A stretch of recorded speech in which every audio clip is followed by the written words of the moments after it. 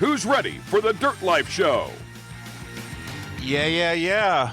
Happy Monday, everyone. We're ready for the Dirt Life Show. Today's show is going to be really, really good. We got episode 60. Can you believe it? 60 of the Dirt Life Show. Man, we're just clicking them off like left and right. So like I said, happy Monday night. We really appreciate you guys joining us. Tonight's show is, I don't want to say jam-packed, but we're going to have a whole bunch of fun. We got Myles Cheek calling in. He's going to be talking about his production normally aspirated championship in the Lucas Oil Offroad Racing Series that just concluded this past weekend, actually. So there was a bunch of champions crowned. Maybe you guys could chime in and tell us some of the other champions that we might not be aware of.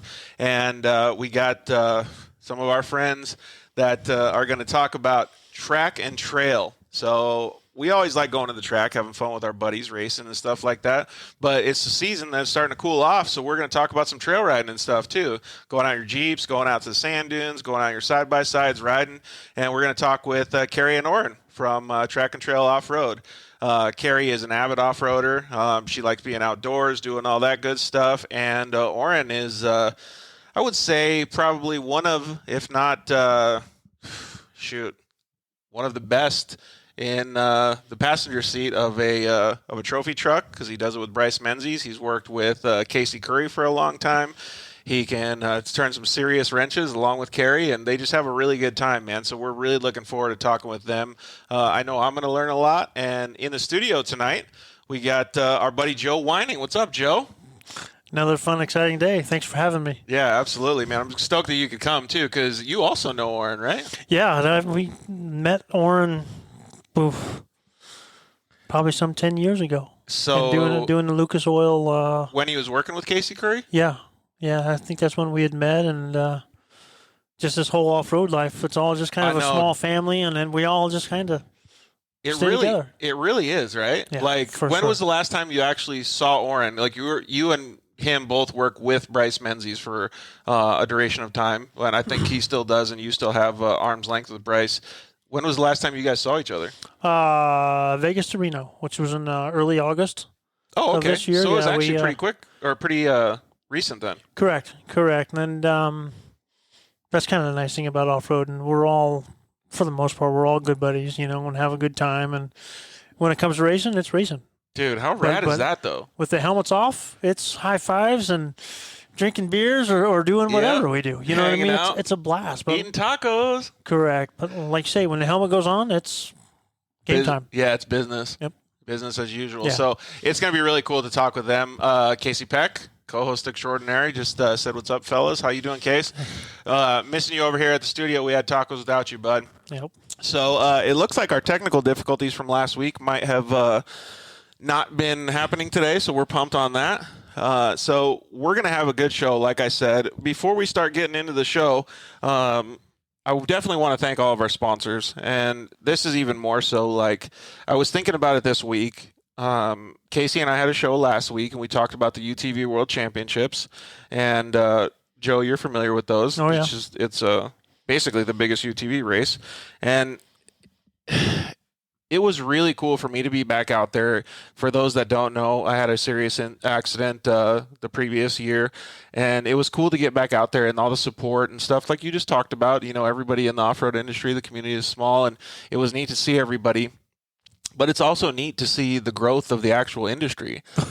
So, you deal with it on a daily basis, helping people, fix their cars and, razors and buggies and different stuff like that.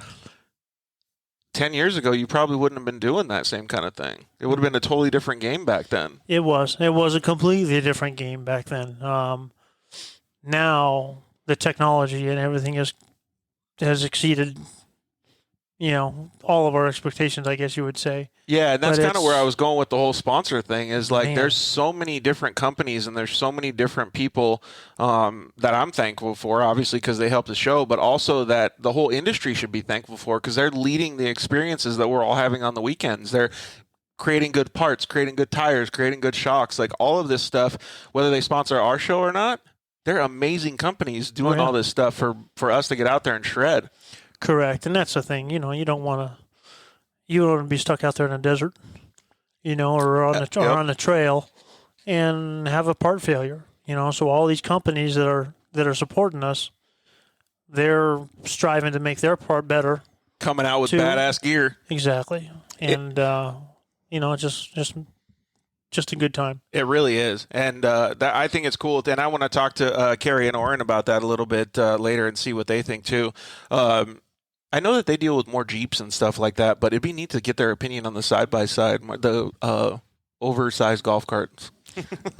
Yeah, that market is well, it's been hot for years, but it seems like it's just getting hotter, but day by day. It seems like lately, unless it's just me looking more on the outside and not being so racer oriented, it seems like this past 18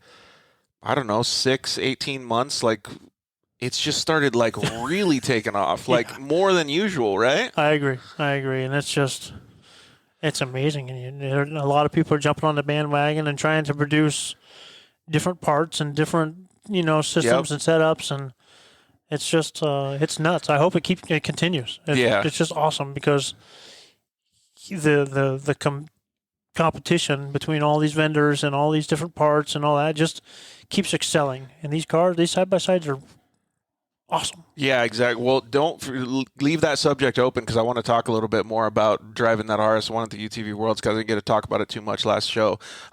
Maybe you could read some of those comments while I tell everybody how they can consume our media. So you guys can always go to Facebook and YouTube. We are live Monday nights at 6 p.m. Pacific time. So join us every Monday night. Come in, comment. We already got a bunch of comments coming in. So join us. Comment, join the conversation. Tell us what you think. Tell us what you guys did over the weekend. Maybe you guys had some fun at the dunes or at the track or on a trail, and how you guys lived your dirt life over the weekend. So we really, really appreciate it. You guys are our lifeblood. Every single thing that you guys do really helps us. Join us on social media. We're going to have some awesome contests and things like that coming up. We said last week that we were going to do a KMC tire giveaway, but nobody was interested in it, so I don't think we're going to do it. I think we're going to keep the tires and stuff like that for us. So if you guys do want that stuff, make sure you let us know. But we are going to be doing some giveaways with t-shirts and hats and different things like that, so that's going to be pretty fun. You guys can win those, so pay attention to our Instagram. You guys can always follow us at The Dirt Life Show on our social media channels. Instagram is probably the best one, Facebook and YouTube as well. You can always consume the media. If you can't watch it live, you can always check it out on iTunes, Google, Spotify. Now it's on Amazon, pretty much any network. So you can consume it anytime. Those are the best ways to consume it while you're driving or while you're listening to it at work with your headphones. And like Joe and I were talking, we want to thank all of our sponsors. We want to thank Shock Therapy. Those guys are just amazing. Not only do they do fantastic work with shocks and get you guys' rides going better, they make all kinds of cool products. They make steering racks, sway bar links. They make pretty much everything for your UTV that needs to be upgraded. So go check those guys out and use the code DIRTLIFE, and you can save a whole bunch of money at shocktherapist.com, or you can give them a call and say the Dirt Life sent you. KMC wheels. We know Oren likes the KMC wheels. Joe's sporting his KMC XD shirt tonight. Yep. So thank you very much to all the guys at KMC Wheels. They helped with our Polaris RZR Winning at Life project. That turned out super, super cool. Thank you very much to the guys at Zollinger Racing Products. They're one of the companies that Joe and I kind of just talked about elevating the game of the side-by-side industry. So they're making fantastic parts. So go check out ZollingerRacingProducts.com. You can get yourself some tie rods, some radius rods. Man, they even make billet aluminum covers for your motor and transmission and stuff. So check them out. Use the code DIRTLIFE, and you can save a whole bunch of money at ZollingerRacingProducts.com. And one of the things we're going to talk about tonight, I want to bring it up with Kerri and Oren, is these solder weld off-road repair kits. They're pretty cool because you can bond metal on the trail. You can carry this little pouch with you and stuff. So if you want one, pay attention during the show. We're going to talk about how easy they are to use and what you can do to fix your vehicle or whatever it is out on the trail. So at solderweld.com, you can use the code DIRTLIFE and save a whole bunch of money on those kits as well. So thank you very, very much to all of our sponsors. We really appreciate you guys just making this show happen, man. All the viewers, you guys are our lifeblood. All of our sponsors are the people that keep this show going. So we couldn't be more appreciative of both of you guys. So thank you very, very much. Yep. Tacos are not just for Tuesdays. So it sounds like one of our viewers, John, has tacos on Monday, huh? Yeah, tacos are good every day. Tacos and the Dirt Life. So he probably knows that you ate tacos as well, huh? So we're going to be switching a little bit back and forth. The printer in the studio wasn't working, so we're going to be having George and Joe probably look at their iPhone a little bit more than they usually would. But we're going to have a lot of fun tonight. We want you guys to oh, you know what? I want to give away some stickers too. So I gave your son some stickers. Hopefully he shares them with his sister. We'll see how that goes. He likes the Dirt Life stickers. He does. Put them on his computer or his dirt bike. Yeah, put them on the bike for sure. That's cool, man. So Joe brought his son Tyler into the studio today. It's really cool to see, and he was already living his dirt life virtually, playing an off-road video game, right? Yep. So it's neat to see that as well. He'd taken after Dad. Yeah, he lives it.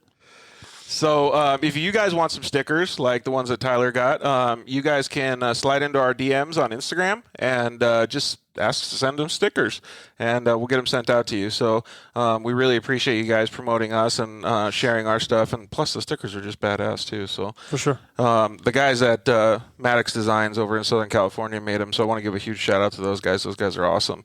And he also operates an Instagram page called Taco Slayers. Really? He eats tacos every day, and he's done it for over a year. So him and his wife are pretty hardcore taco. Sounds like it. So thank you very much to those guys for printing out the stickers. And one thing that Joe brought up that I wanted to, before the show, that I wanted to kind of talk about before we get Myles on is the Sand Sports Super Show this weekend.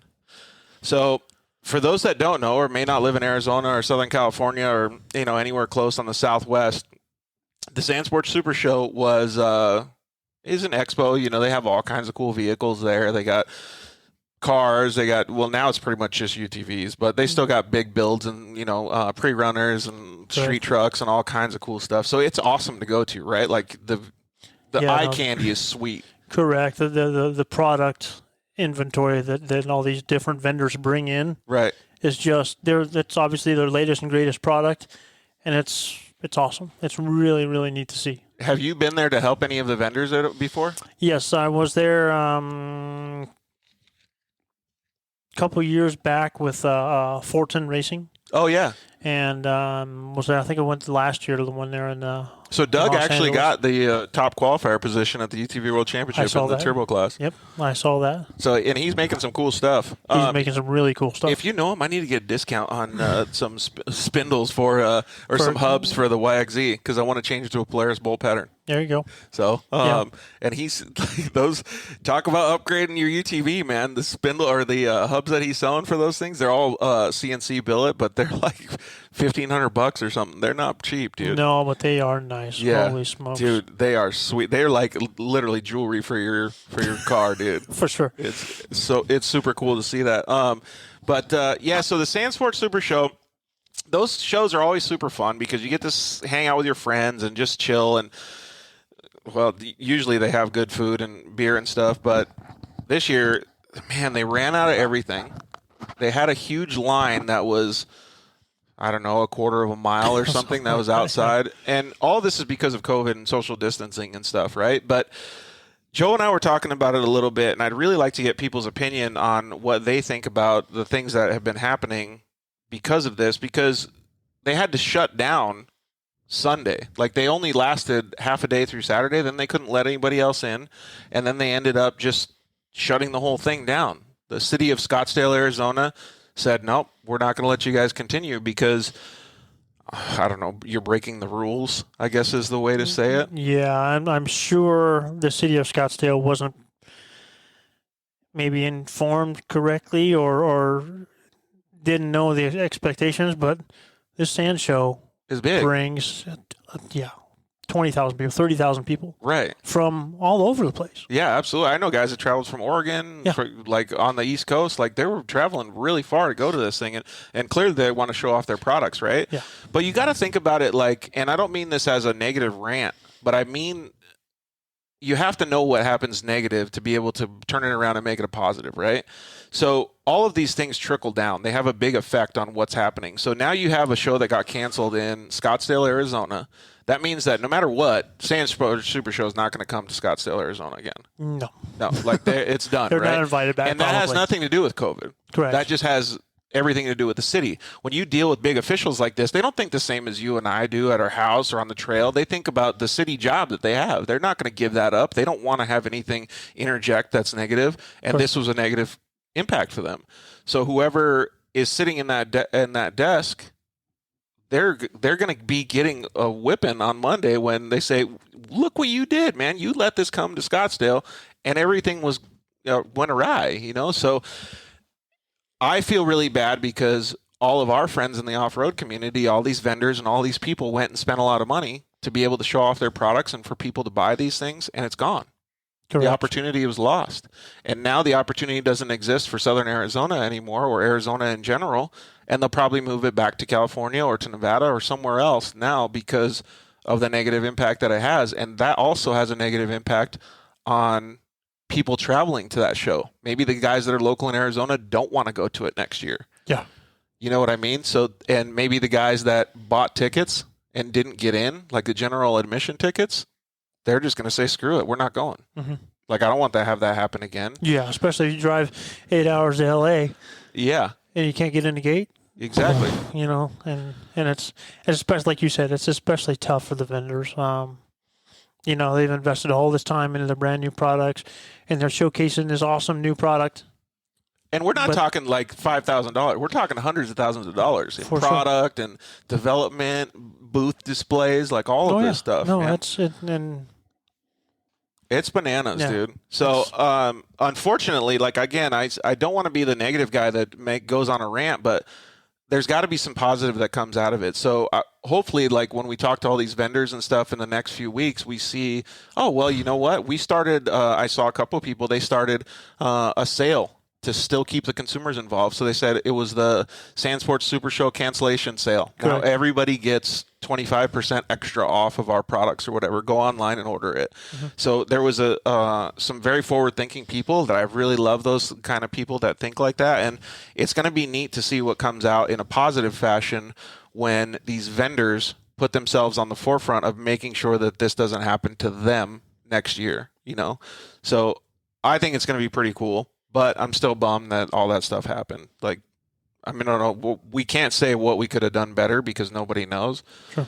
But, I mean, it is what it is, I guess, right? Yeah, it's just, like I said, no ifs, ands, or buts about it. It's a bummer. You know what I mean? And it's really, it's fun to be able to see the parts in person. Yeah. And talk to the vendors, and it's, you know, I mean, call me old school, but I like the human contact, you know what I mean? And well, not to mention, like, you're pretty experienced. Like, you know what you're talking about. You're a mechanical dude, and you really have a good understanding of what parts belong to a vehicle. Mm-hmm. Yeah, tie rods, radius rods, wheels, spindles.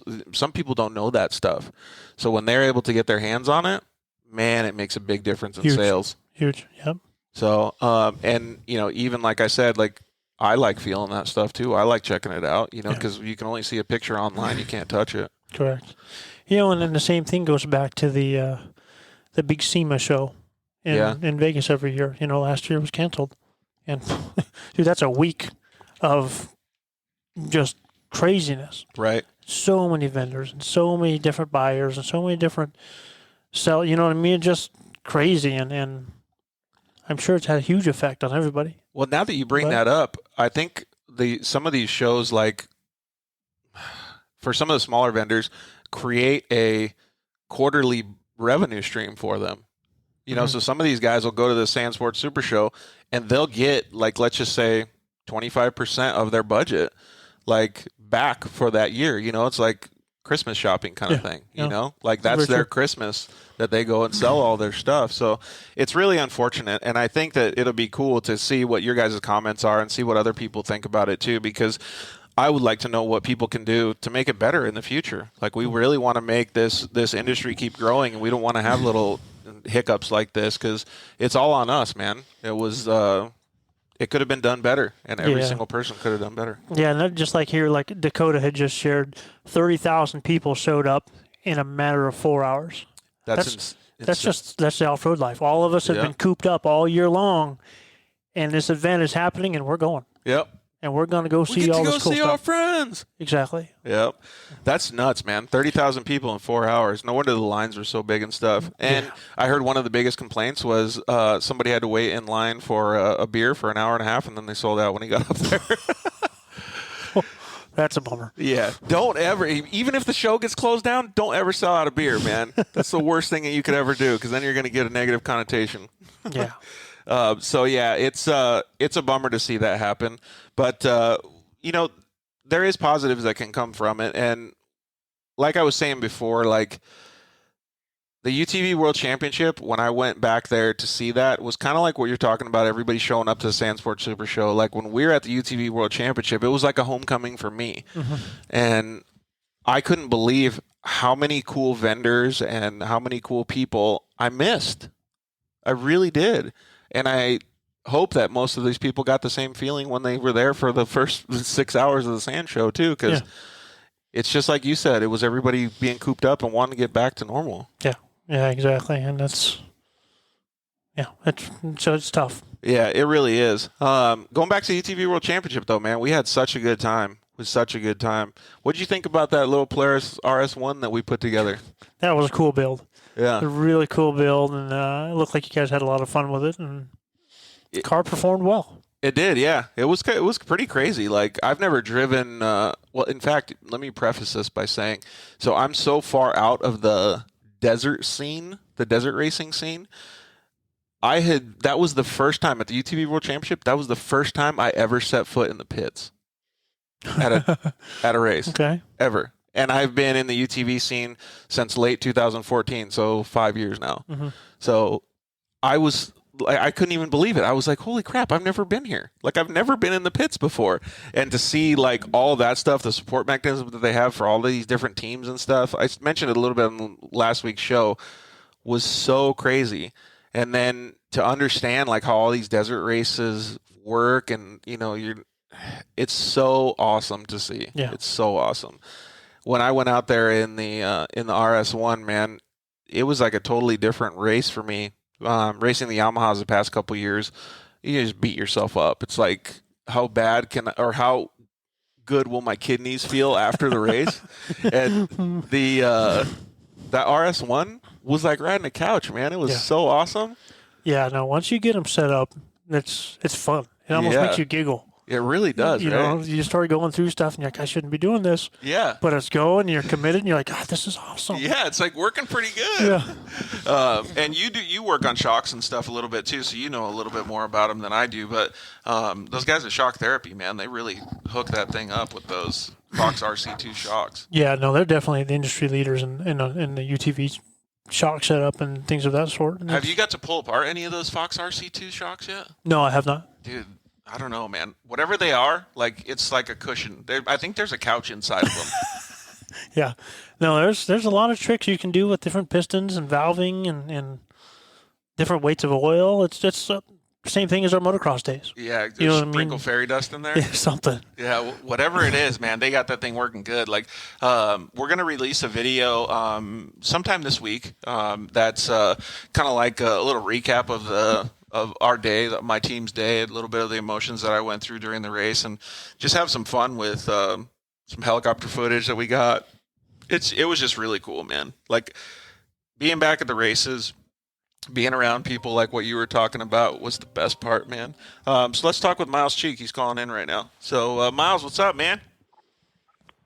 What's going on, guys? Oh, we're just hanging out. We just had some tacos, some chimichangas, you know, the whole Chef Cheek deal. Oh, there you go. How about you, man? What's going on? You just clinched your UTV NA Lucas Oil Off-Road Championship. Oh, yeah, it feels good. Just put another trophy on the shelf, and we're going to be rocking that #1 plate next year, so super pumped on it. Do you get to use the red background? Like, is that a thing in UTV racing? Like, I remember my dad a while ago was pushing for, like, all the points leaders run, like, a red background on their number, kind of like the moto-style stuff, but that didn't get too far. Dude, maybe you should just do it. Just show up. Right? I think Show it'd up be with cool. show up with like 2 sets of plates, like a white one, like just in case they get super mad at you. But I feel like the red would be sick. Yeah, I think we can get like a one race provisional or something, right? Yeah, and get all your media stuff for the whole year with that one race provisional. That'd be perfect. All right. Well, congratulations, man. Like that's no small feat. The UTV class has been pretty competitive the last few years, and racing at the professional level in a UTV is nothing to be ashamed at, man. So like, that's really cool that you're able to come home with the championship. Yeah, it was a tough year too. Or actually, it was a pretty solid year. It was my most consistent year I've had in a long time. I think our worst finish was just a second place. So can't complain about that too much. No DNFs all year. So it was just a super consistent year. The new RS1 just runs so good. Like little problems that we used to have, it's just like a total thing of the past now. That is super cool. How long did it take to develop that car before you got to race it this year? We had it just sitting there for probably a year, and our plan was just to build it into a works car forever.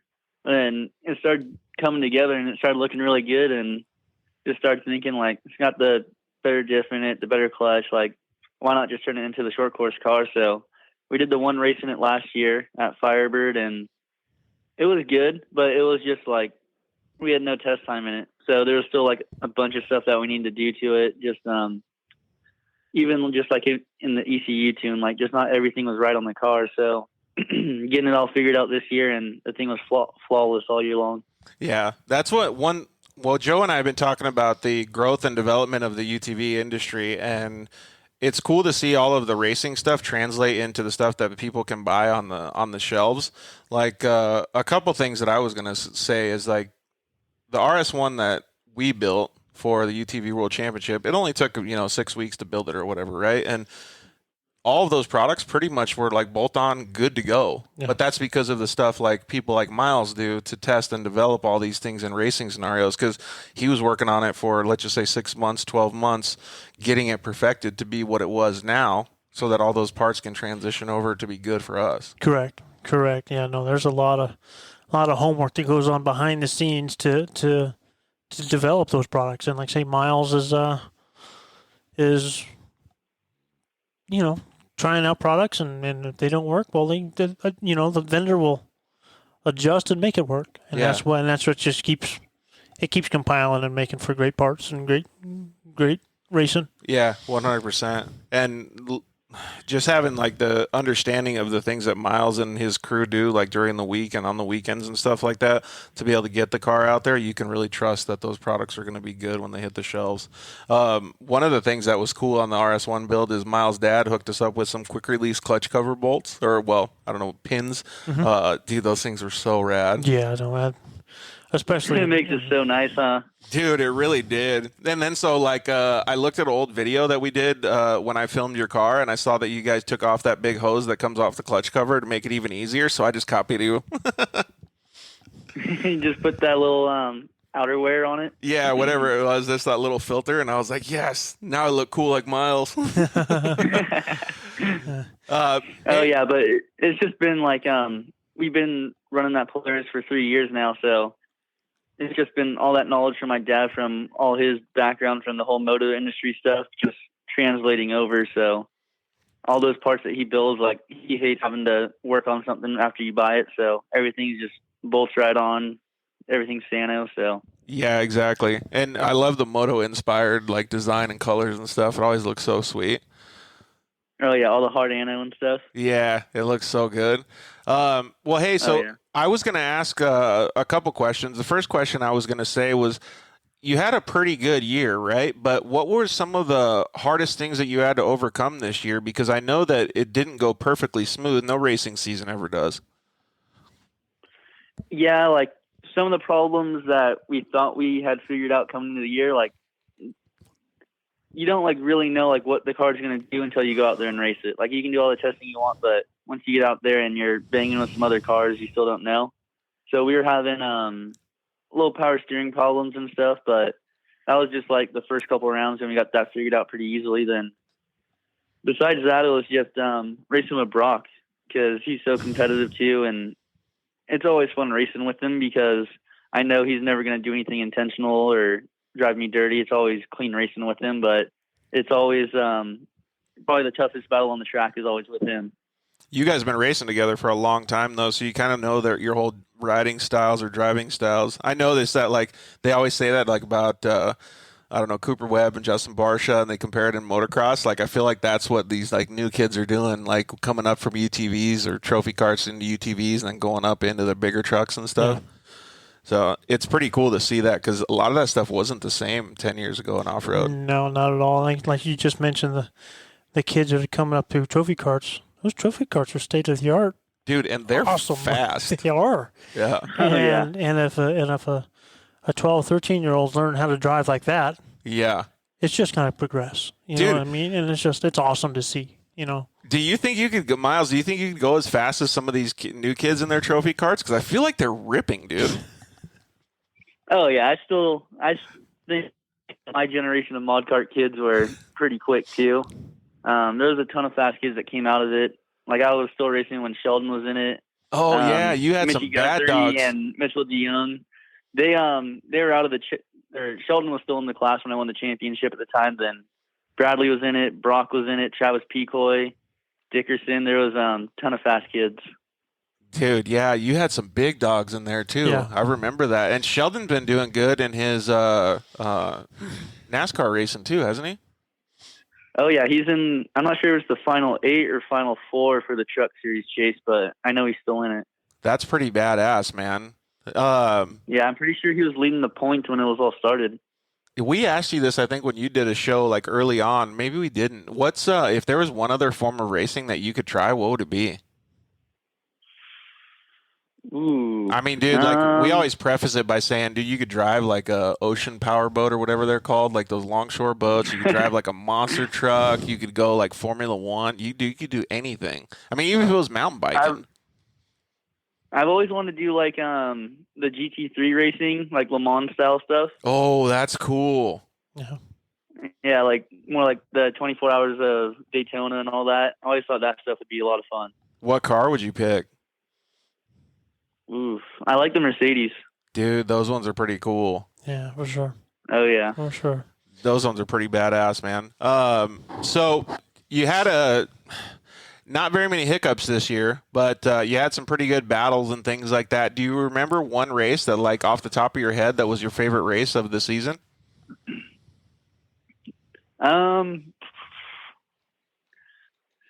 Let's see. Like, this last Friday, I ended up throwing it away and Brock ended up winning, but that last little bit of me putting pressure on Brock and we were just racing, that was a lot of fun. Well, so let me interrupt you here.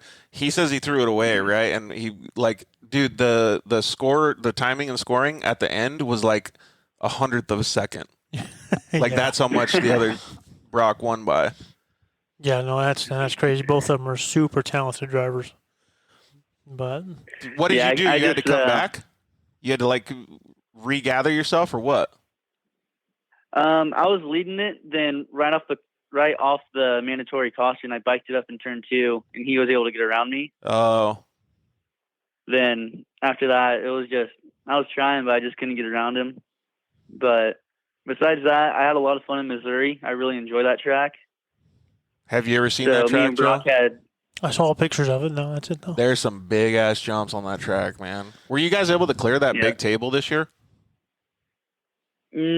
Like 2 out of the 3 days I could. Like, I could, like, just get the front tires over it one day. Then the final 2, I could, like, just barely make it. Dang. Because, it's what, 120 feet or something? It's, like, pretty big. Yeah, it's close to that. Dude, it's full wood in a UTV. Like, as fast as you can go. Like, pro lights are barely getting it. No kidding. Yeah. So for Myles to say he can do it, like the turbo guys, I think they could do it pretty easy. But for Myles to say he could get over it, that means that because Myles can drive very well, so he was carrying a lot of momentum out of that corner. So that means that probably 80% of the field in the normally aspirated UTV class probably couldn't get it. Yeah. No, that's amazing. That's cool. It's pretty badass. So the best question or the biggest question of the whole season that I wanted to ask you, what was the best meal that you cooked for the boys? Best meal of the year? Yeah, best meal of the year. Let's see. in Arizona, I did some pork shoulder and put it on the Traeger for like 4 hours, wrapped it up, put it on the Traeger for another 4 hours, and pulled it apart, turned it into some pulled pork tacos. Yeah. That's pretty darn good. That was pretty good. That was probably my favorite one. So I did that. That was my first time doing it, actually. And ever since then, I think I made 3 of them since the Arizona race. Dang. So you're basically hooked now? Oh, dude, I love it. It's so good. That was pretty cool to see you out there slanging the spatulas and stuff when I went to Arizona. So that whole, are you smarter than a third grader that we started? I think you guys were the first crew. You and Trevor were the first people to play that game. It's pretty much taken off like wildfire. It's like getting to be way bigger. It's way bigger than the Dirt Life Show podcast. So this, how you smarter than a third grader is like the next level stuff. I saw the clips from out there at the UTV World Championships with Caden asking the questions. Yeah, that was pretty fun, dude. It was comedy. You should have seen how bad some of the people choked, man. It was awesome. Can only imagine. It was It's pretty. like such simple questions, but they just catch you off guard. Yeah, especially when you have a camera in your face and somebody just like me just comes up and bombards you with them. Oh yeah, but that's a good segment for sure. Well, we really appreciate you coming on and talking to us about your championship, man. I know that there was a whole bunch of little things that happened during the year that you can be appreciative for, but I know that you got a really good team, your crew guys, everybody that really helped you out, man. So it's not just Myles driving. You have a big crew that's a supporting mechanism for the whole championship. Yeah, for sure. It's my dad. He's 24/7, always thinking about it. Then my crew chief, Tim, I think he's hands down the best crew chief out there. Like, I know it's just a UTV, but he like every time we go out to the track, I think it's the best looking car there for sure. Dude, he's always got that thing looking so crispy and everything spins perfect. Like you could lean on his car, and if it's in neutral, you'll just fall over because it'll just roll away. It's so nice. Myles, Myles, going towards 2021. Any changes to the race schedule for next year, or you gonna stick with the same plan? Still up in the air right now. I've been thinking about that Texas series a lot. I like that payout that they're doing. Yeah, who doesn't like? Well, they said this year was $40,000. They said next year it's supposed to be double. I don't know if that's true. Like, don't hold me to that. But like, could you imagine winning a UTV championship and getting paid, let's just say 60, 80 grand? Yeah, that would be insane. That'd help a lot. That's a yearly paycheck, dude. Yeah. Like that's right. I'll just move to Texas. Exactly. Well, and plus, in Texas, you'd be living like a king. Oh yeah. That is pretty cool, though, and I guess that goes back to what we were talking about, Joe. Like the whole growth of the industry is just insane. Yeah. No, it's the competition in the UTV class is just as same as what it is in Pro 2 and Pro 4 and Pro Light. You know, sometimes I think it might even be bigger. Because it's a. I mean, it's not as fast. Limited Pro. No, but it's still. I mean, you come down to hundredths of a second. Yeah, exactly. You know what I mean? It's amazing. Have you ever Myles? Have you ever looked at to see how much different? Maybe look at the Pro Light lap times, look at the Pro 2 lap times, and see how much difference they have between you guys. Every once in a while, I'll be pretty close with the Pro Lights and stuff. But it's usually like I have a perfect track and their track's a little sloppy or something. Oh. But I'd say on average they're probably faster about 2 seconds. So yeah, maybe a second and a half. That's not much though when you think about a 45 to a minute track. Like that's still pretty close, dude. Mm-hmm. Like back in the Rhino days, it would be like I think seconds. I think at Missouri, one of the turbo UTVs had like the fastest lap of the day or something. No way. Really? Seriously. Yeah, it was like I think it was like the Thursday practice day or something. It's probably because they could cut so quick going through some of those infield sections because they got some pretty tight sections on there. I bet you that UTV made up a lot of ground on those big trucks. Like if you were to do like a ghost lap or whatever, like a computer lap, I bet you that's where they gained most of their time. Because going down those straightaways, there's no way they could keep up. But yeah, that's crazy. Yeah, and just like the 4-wheel drive coming off those tight corners too. Yeah, 4-wheel drive is like no. cheating, dude. The braking is you brake way later and your acceleration is way quicker and Yep. it's a lot lighter. You know what I mean? It's Oh yeah. 1,500 pounds versus 4,000. Yeah, exactly. So, well, yeah, like I said, Myles, congratulations Yep. on the championship. That's pretty badass, dude. We're stoked for you. Thank you guys so much. So, all right, what's on the menu for this week then? What do you got cooking for the family since you got to celebrate this week? Oof, I don't know. We haven't planned out anything too much. My mom just cooked dinner tonight. She did some pork chops and some stuff, but I don't know. Maybe we'll do a tri-tip later on in the week or something. Are you going to do like a celebration dinner this coming weekend since you're not going to be at the track? We had one last Sunday or yesterday with the crew. Ooh, we went out nice. to a little steakhouse around here. Hell yeah. That's awesome, dude. All right. So, yeah, like I said, man, congratulations on the championship. That's really cool. Thank you very much for inviting me into your pits when we were at Wild Horse. I had a good time with you guys, and obviously just seeing you guys was pretty amazing to get back to racing. So, again, congratulations. Thank you, guys. And, of course, anytime, you're always welcome in our pit, George. Thanks, homie. We'll see you guys soon. All right. Thank you. Later. Have a good one. Later. Every time I hang up with him or talk to him in the pits, like I always think to myself, God, what a good composed kid he is. Like really just a good kid. You know what I mean? Like, so he goes out there and races. Then he's a chef for the whole crew and the whole team, but he's not just making sandwiches. Like he's going like tri-tip and pulled for. Yeah, no, it's well, and part of that I feel is why he's in the championship. You know, in the championship ranks, he's got a cool head. He doesn't race with a hot head. You know what I mean? 100%. And he's keeping the crew guys happy. The most important part, right? For sure, dude. So talk about what do you call it? Moral inspiration. Yeah. Everybody's bellies are full. They're going up to the starting line, all sweet. Do we have any comments coming in? Yeah, Yamaha guys are pissed. Yeah, unfortunately. So Myles drives that Polaris Razor RS1, and there was, I don't know, 90% of the field is Yamaha. So it is unfortunate. I know that in 2021 there might be a couple more Yamahas that go out there that give them a run for the money in the championship. It's just cool to see how much competitiveness is going on in the UTV classes, even in the turbo class, man.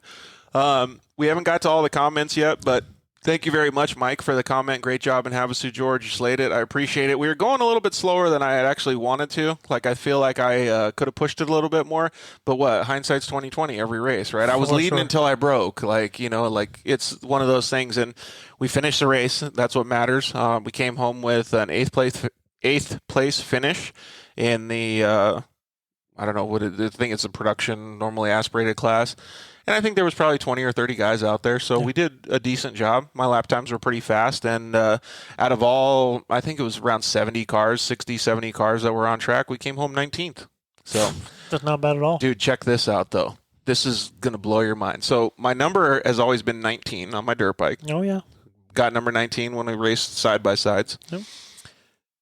I got 19th place overall, 19 months to almost the day that I had my accident. Yeah. And I got hurt when I was 19 years old. Wow. Like, dude, what the, like, I started thinking about it and I, like, got chills because I was like, this is creepy. Like, trying to go buy a lotto ticket or something. Dude, yeah, right? Like, so I wonder if that happens to other people, man. And, yeah, we had a couple other comments that I can't see those on YouTube there. Can you see them, Joe? Trailblazer. The Kerri and Oren show. Yep, it's the Kerri and Oren show. So we're going to get them on the line here in just a little bit. But before we do, like I said, I want to thank all our sponsors and thank you guys for joining us. So we really appreciate it. We're going to go to a commercial break in just a second here. And actually, let's just go right now. We'll be right back with Kerri and Oren.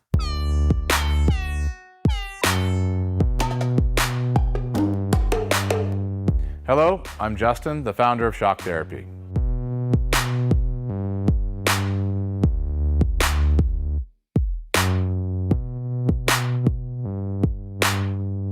Shock Therapy has been around for 5 years, but we have personally been tuning suspension on off-road cars and race vehicles for over 25 years. We tune between 10 and 15 cars per day, every single day of the week.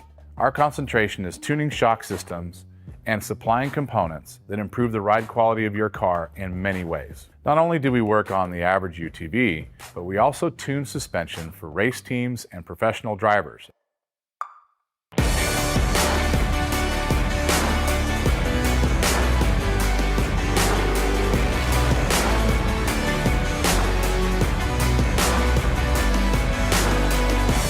We currently tune for over 87 race teams in Best in the Desert and Score. Our clients and race teams rely on our suspension components to allow them to win races and keep them safe. Suspension is a moving target. We are always trying to hit that target with every customer that we work with. Each customer's needs can be different, and we tune our kits accordingly. Our research and development never stops. We improve our components every single day. As the industry evolves and improves, so do our parts and kits. As of right now, we have over 100 products for UTVs. So when you bring your car to us, you have the satisfaction of knowing that you have the most experience, the highest quality products, and the fact that your car is being tuned specifically to you.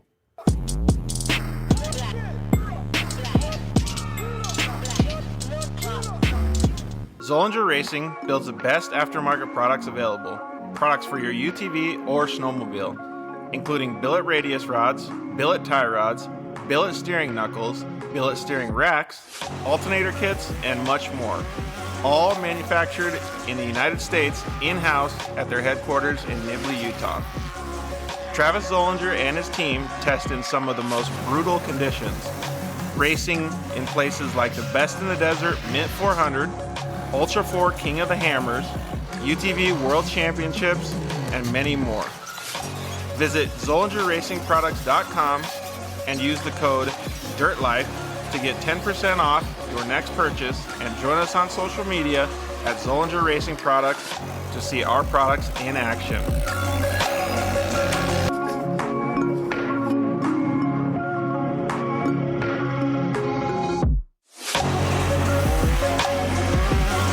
Zollinger Racing, the best products, period. Finally, we got Lance from Solderweld in the studio. Thanks for coming down, bud. Hey, why don't we just record a commercial now? Yeah, why not? So good to be here, man. It's been a lot. I've been trying to get down here forever, and I wanted to talk about the off-road kit. Dude, I love those things. I got it in my pack. Yeah, we're running hundreds of vehicles now running them, whether it's a UTV or some guy's got it in a backpack on his motocross. He's got everything he needs to make a fix right there on the fly, out on the trail, or in the desert, whatever it is. Well, since I've already used one, I kind of know what to use it for, but explain what it does. All right, so let's pull one out real quick. You've got your aluminum rods. Remember, they're rods, right? So, light torch, small torch. You can throw it in there or throw it on the rig with your flux. It decontaminates and cleans. Like, let's say, a radiator. You get a random rock chip runs through as you're racing. You get a rock chip in a radiator. You got to fix it right there or you're out of the race. You can patch it up. You can patch it up. It's all good to go. Yep, just like welding. Yeah, also as well with that, you've got a brake line fix. So with your flux, you can fix a brake line, stainless steel, and then your hot block, heat absorption putty. So it keeps you from getting burned, number one, as well as keeps the heat from traveling. So it's really nice. I've used this not even to fix anything, so that stuff works so good, man. Listen, it's easy. It straps in nicely so that you have everything you need in one little place, and you don't have to carry a big bag in It's like a first aid kit for your vehicle. Yeah, chase trucks have it as well, so that if they need to make a fix on the fly, they can get it done and get it done quick and get you back in the race. Dude, those things are so cool. All right, so it's at Solderweld on Instagram, Facebook, and solderweld.com. Awesome. All right, thanks, bud. Appreciate it.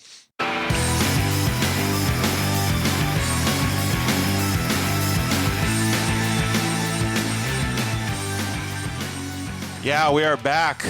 Man, it's already kicking off to be a great show, episode 60 of the Dirt Life Show, and we'd like to welcome Kerri and Oren. They are the owners of Track Trail Offroad. I can't really figure out how to say Kerri's last name. Oren's last name is Anderson. So we're going to have to ask her about that. But they live their dirt life like nobody's business, man. Kerri actually works on vehicles herself.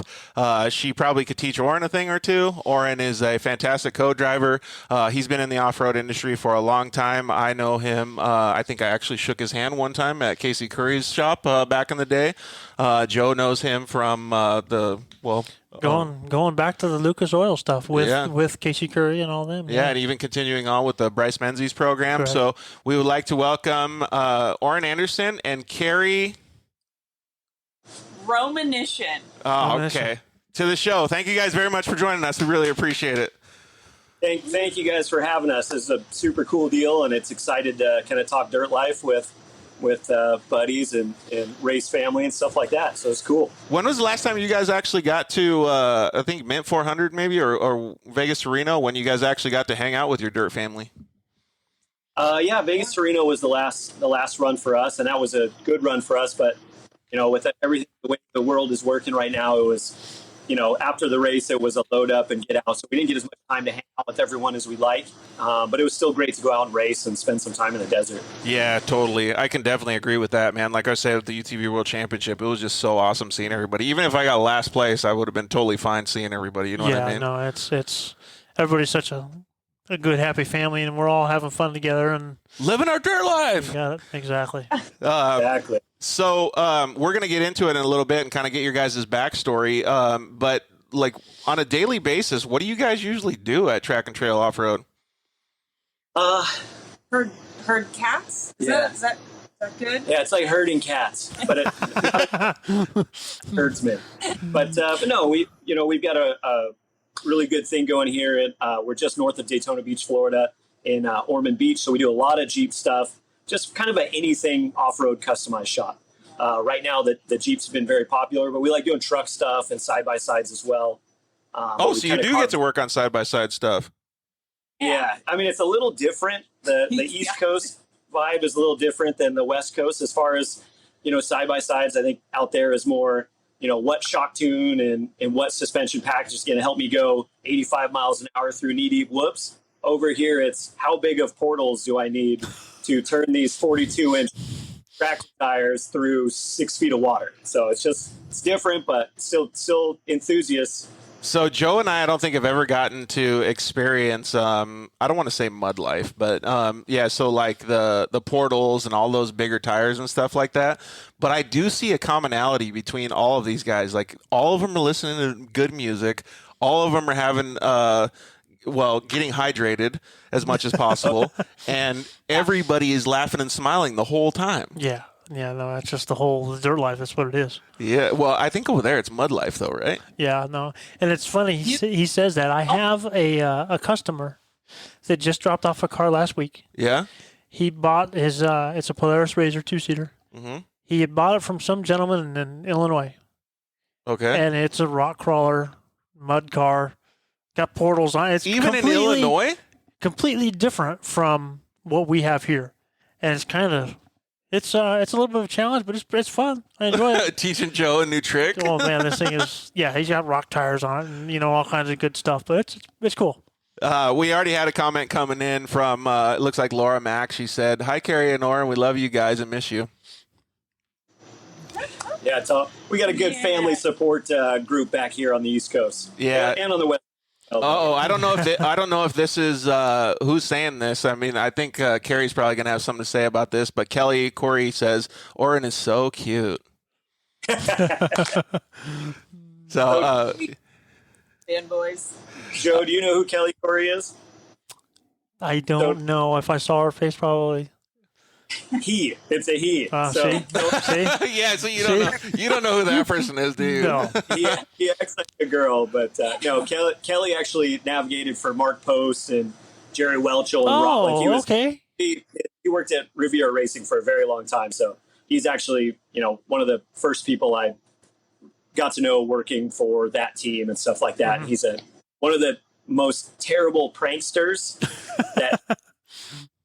He's the worst kind because you wouldn't suspect it from him because he's usually nice and quiet, but he is never short on the comments on social media and stuff like that. Oh, he's one of those. Okay, well, Kelly, you're feel free to keep commenting in because we'll just pass along whatever goodness you have and we'll see what happens, bud.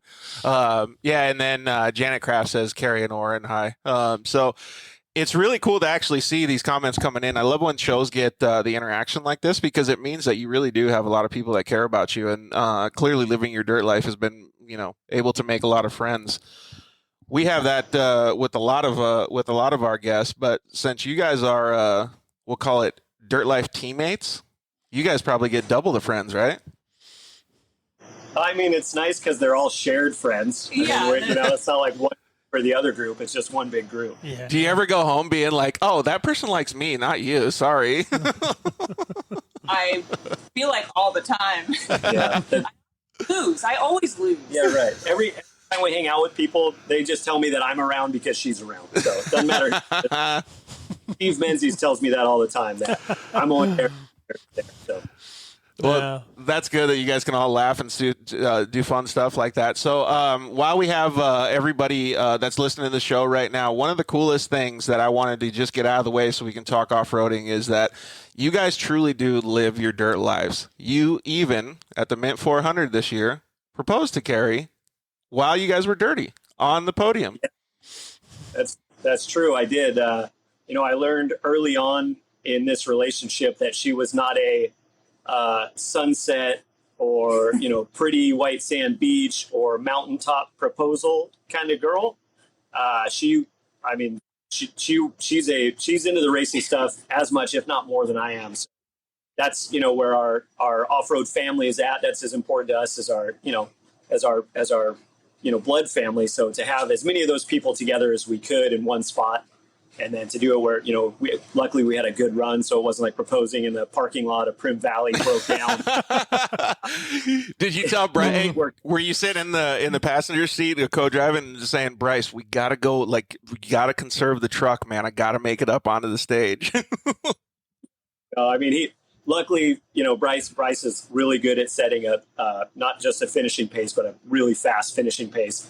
But it was like the last speed section coming back to Prim, where there's like 5 miles of the race left, and we're just cruising along and it's dark, and he just leans over and goes, "Oh, you got to be nervous, man. This is gotta For sure. I'm nervous for you." And it was just cool to share that moment. But no, luckily, like I said, he was driving the wheels off that thing, but the whole Menzies team does a great job of making sure that truck stays together, and we got her there. Hey, so Joe, you could probably agree with this. I'll put it in perspective a little bit. So Oren makes it sound like it's easy, right? So they're probably doing 80 miles an hour in a trophy truck, and he's telling Oren that Oren's the nervous guy, why he's driving 80 miles an hour in a trophy truck through bumps and stuff. That's a pretty good dirt life story right there, if you ask me. Yeah, no, it's tough. There's so much work that both of them, the navigator and the driver, are doing that it's nice to be able to have that bond between driver and navigator. Like I said, you're doing 80, 90, 100 mile an hour, and you're just having a conversation.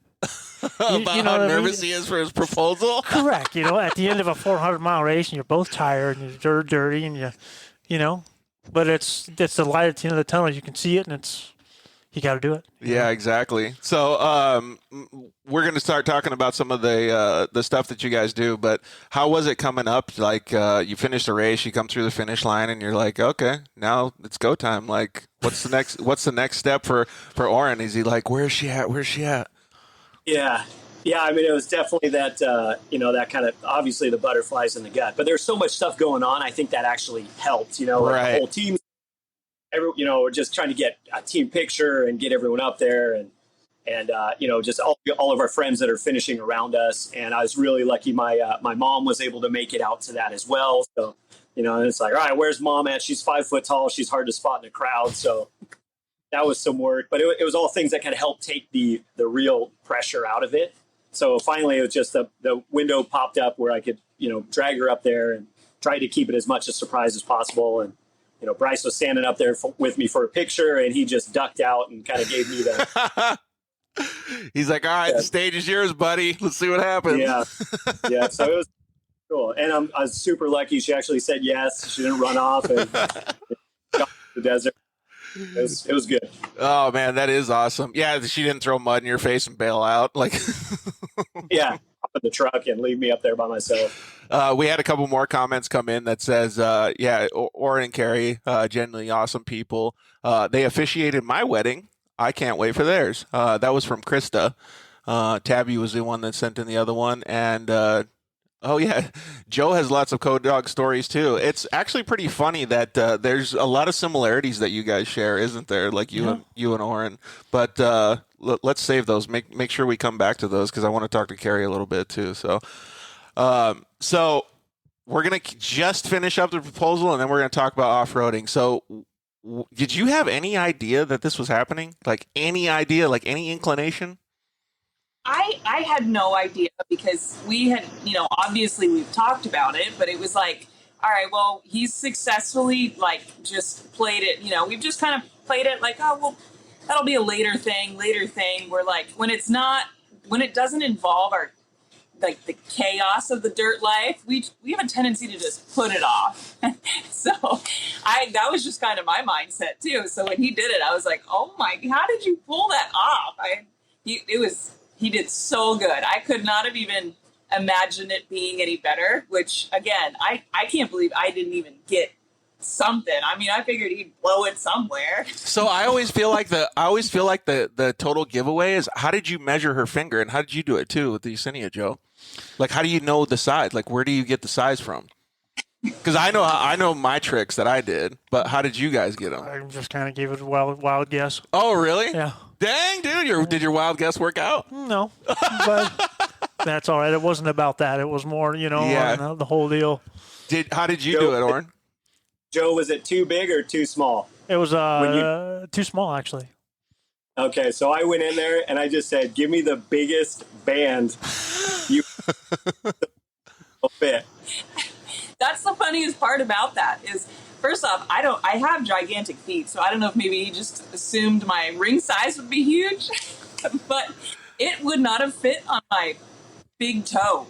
So I on my finger, and I was like clutching my fingers together as tight as I could, so I didn't whip it across the stage. But that thing was nowhere near it. It was so funny. And he's just like, I don't know. I just told him to give me the biggest one they had. Yeah, apparently they got big-fingered women out there. You could fit a silver dollar through it. Yeah. I should have checked when it didn't fit on my hand. I should have known I went too far, but I wouldn't get a chance at. That's awesome, man.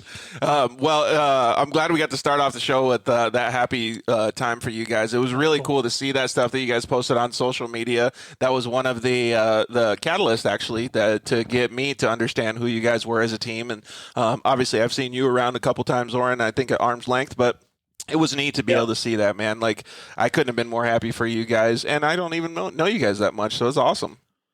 Thank you so much. We really appreciate that. What did you think about when you saw it, Joe? It's cool. It's hard to do that. Being from a male, you know what I mean? Yeah. Male perspective, I guess you would say. But when, like, the relationship that you guys have working together and the whole dirt life and everything together, it's two peas in a pod. It just kind of happens, and it's, there's no challenge about it. No, it just happens, and it's great. I guess that's a good transition to fast forward into it. How's it like driving to work every day together? So you say driving to work, but it's driving to work. It's all day at work. It's home from work. It's dinner. It's like you really get to know each other. I mean, there's no secrets. There's no correct. Nothing's off limits. I mean, and I think it's, had you told me before we started dating that I would be with somebody like nonstop 24/7 and it would work out, I would have told you no way. But I think it just, with the right person, it just clicks and you can get away with that. I mean, if I'm working here till 4 a.m., she's here till 4 a.m. Like if we're crazy late night projects 7 days a week, we're in it, and it's like a real team. And that part, I really appreciate, because she's not only is she into it, but she's helpful, right? She's actually she's like a very valuable part of this team. Like, I don't think I could do it with anyone else, guy or girl. So it's cool to get to do that together and accomplish stuff and still go out racing and go on adventures with friends or, overlandy kind of stuff. It's just, it's a truly is awesome that we get to do this much stuff together. Yeah, it is cool, and it's cool to see that that you guys can do that. So there's a couple things that I wanted to say, and the first one is that I know that Kerri is like a really awesome person to work with, because she was like the level of detail and stuff that she did in the couple emails that we had and conversations that we had before the show to get them on the show. I was like, dude, like I need to hire her. Like maybe they can move to Arizona, because like she kicks ass at work. And then the other thing I was going to say is the reason I said driving to work together was because I wanted to follow up by saying driving home too, because you said work until 4 a.m. But I guarantee you guys have had a shitty day at the shop and been like, oh, this drive home is going to suck. But somehow it just keeps working, right? It does, and then sometimes it just turns into no drive home, and we end up just sleeping on the couch. Yeah, stay here. But yeah, I mean, it's one of those things where, I might try it, and bottle something up and just put it aside, but she never lets that happen. There is no bottling it up and saving it for later or hoping it goes away. We just deal with it at the time it happens and then try and move on from there. That's cool. Well, let's get, I'll ask each single question, and maybe you guys could, Kerri can start and then Oren can answer them. But what was the things that literally got you guys to start, maybe growing up in the dirt? Like, where did the dirt life start for you guys when you guys were younger? So the dirt life started here. I was born and raised here. Obviously, And that's in Florida, right? And that's in Florida, yep, Ormond Beach. So I originally thought, okay, well, I'm going to do something in motorsports. I thought being in the Daytona area would be NASCAR. And then the more I got involved with that, the more I realized it would be so little to do with the actual racing side of it that I just started to grow away from that. And I always watched the short course off-road on TV. And as soon as I graduated college, I sent out my resumes and then got hired on with the sanctioning body. So that just turned into and just snowballed from there. I ended up doing organizing some rallies and then doing the off-road series, and then ended up doing Red Bull Global Rallycross, and then doing some Nitro Circus stuff here and there. So it just kind of Before that, like your high school time. Oh, before that we were in the woods. She was in the woods. 45. I was kind of yeah. From the pictures I've seen, she was the chick that had the toolbox on the back of her pickup truck, and she had a bunch of shackles and recovery ropes. So people would call her when they'd get stuck, go out there to help her friends, like get out of the swamp or out of the woods, trails, and all that stuff. Okay, so this is not a product pitch or anything, but this is a perfect time to introduce this. So our buddies at Solderweld that help out the show, they make these they're like an emergency off-road repair kit. I don't know how good you guys can see it, but it's basically like a first aid kit. It's just a little bit bigger than my hand. You can see it, but you can keep these on board in anything, and you can repair or bond any type of metal with these things. So it's like welding on the trail kind of thing. All you need is a little map gas thing. So we always keep these on board when we do a race or even when we go out trail riding and stuff. And I wanted to just introduce it to you guys. Not, like I said, not a product pitch, but I think it'd be cool for some of the stuff that you guys do and some of the stuff that your guys' friends do, because it's exactly exactly what Kerri would do with her truck when she started. Yeah, absolutely. No, that's a good time. Listen, at one point, I think I even had I have a 12-foot CB antenna. They call them the whip antennas. I don't know if that was even a thing out west, but it was here. Nope. It was and not. Oren was like, "What the hell is that?" I'm like, "It's for my CB." Duh. And he's like, "What? What? Are you a trucker?" Kerri got the ham radio. Yeah. Like I said, it was, there's still, it's all enthusiasts either side of the country. It's just sometimes the gear is a little different. Correct. Now, Kerri, was your family involved in the off-road stuff as you were growing up, or did you just have a niche for it? No, I mean, my grandfather he was always big into hot rods, stuff like that. I definitely got into that side of it from him, but my family, my dad played for the New England Patriots. They were all about sports. They're dedicated. That's what I was all the way until it got me through college. But I just got to a certain point where it was like, all right, it's time I wanted to be into racing. I wanted to race at least something, So it was like, all right, now's the time. So kind of a little bit growing up around it, but mostly just kind of just started to become, just That's pretty cool. So become a hobby. does that mean that you did race then? No, it's We've just competed got to- 36 hours of URA, which is like an overland challenge, and she did a bunch of the driving stuff in that. Who won? We split. Huh? You mean competed against each other, or you guys competed together? We are a team, like in the same vehicle. It's more like a Jeep off-roading challenge, but a lot of the driving stuff that she was doing a ton of that driving stuff. She'd be she'd be on behind the wheel of a side by side or something like that, and that's hopefully in the not too distant future, but just hasn't happened yet. Dude, that's Neat, cool. neat. Well, I know you guys have a bunch of ins with side-by-side guys, but if for whatever reason you guys want a side-by-side to rip around and practice racing, feel free to hit me up. I'd love to have you guys check it out. So, Thank you. what about if you guys go to K1 Speed? Who's winning? Oof, that's tough. I used to think it would be me, but she's real aggressive. And, like there's no saying that I'd make it out of turn one in one piece. But that's like how she gets on in anything. Everything turns into a competition, whether it's just jet skiing, stand-up jet skiing, or anything we do. It's never just for fun. It always ends up getting super competitive. So, like, we'll go to Top Golf, but I don't know if I'll go to a go-kart track with her because I don't want.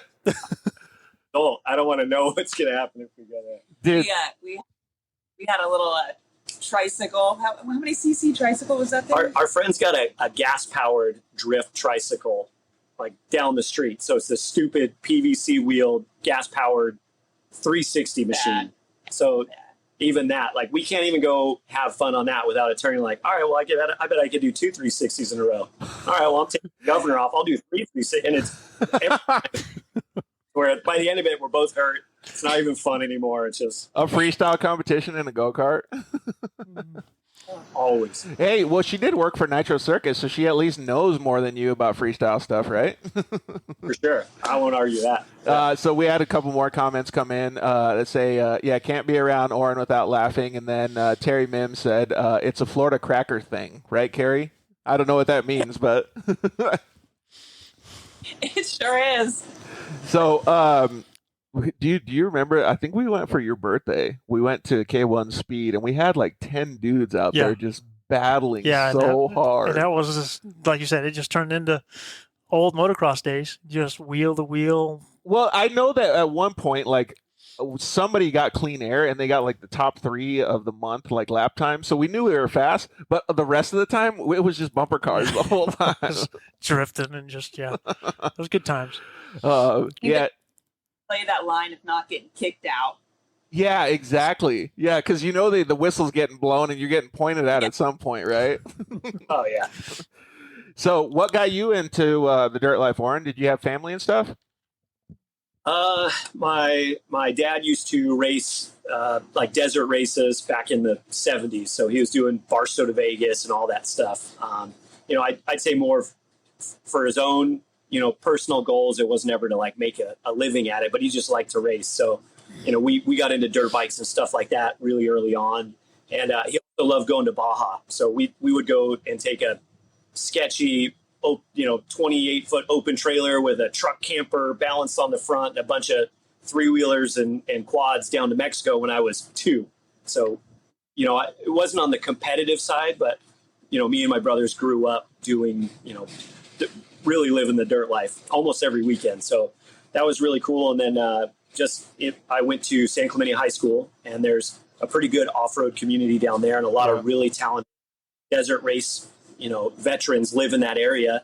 And Jeff Lewis, who was a factory Chevy Team McPherson team member for a very long time, he lived there and opened up a shop, and I just started going there and volunteering after high school. And then that grew into racing with my friends, the Harden family. And then from there, meeting the Riviera guys and asking if I could come help them clean up at the shop. And then that, it just kept growing, but it was just a slow progression over the last 30 something years. You guys can probably get along with this too. And I know Joe already does, but we have a bunch of younger kids that either come on the show or they chime into the show, and we see them out at the races just like you guys do.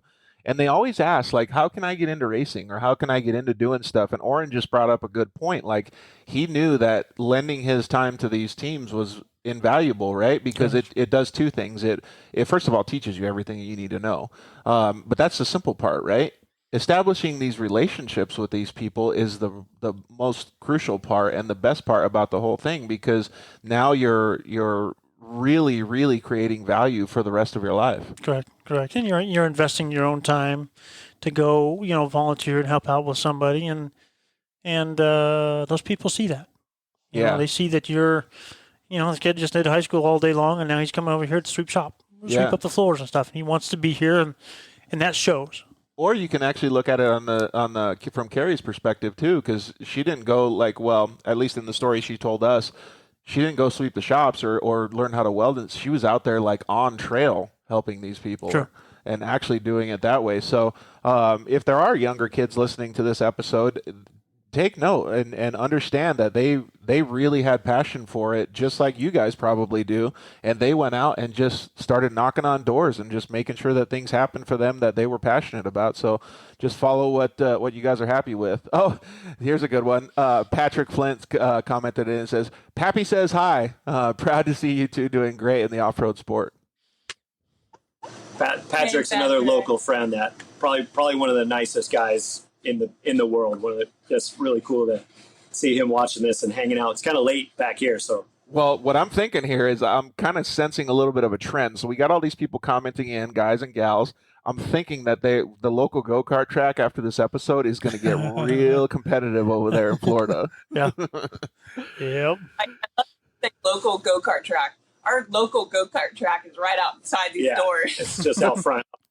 The street of the shop. So that's even better, man. Yep. So you guys can have some hydration afterwards too, or maybe before.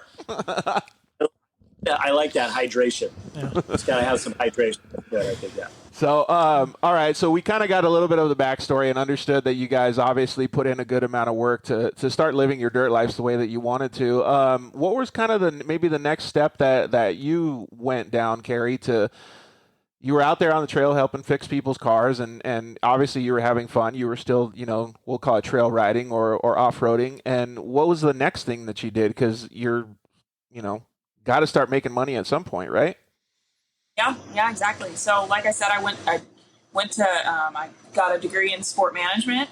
So in my mind, it was always kind of motorsport management.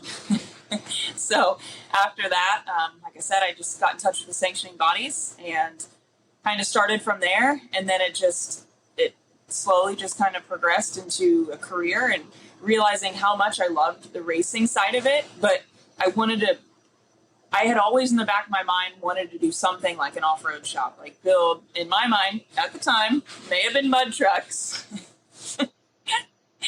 what has grown into mega truck racing, which that's a different conversation. Is that the same as Jim Wenning's truck, the mud trucks? In the late 80s and early 90s. Is that the Oren, same thing that she's talking about? Very similar, yeah. We used to mud race a lot when I was growing up, with a big 54-inch tire and but things of that sort. The real skinny tires, right? Correct. And what motor do you guys have in those things? Huge big blocks? Yeah, they were big block motors and alcohol injected and all that stuff. But it was. How'd you guys keep transmissions in them?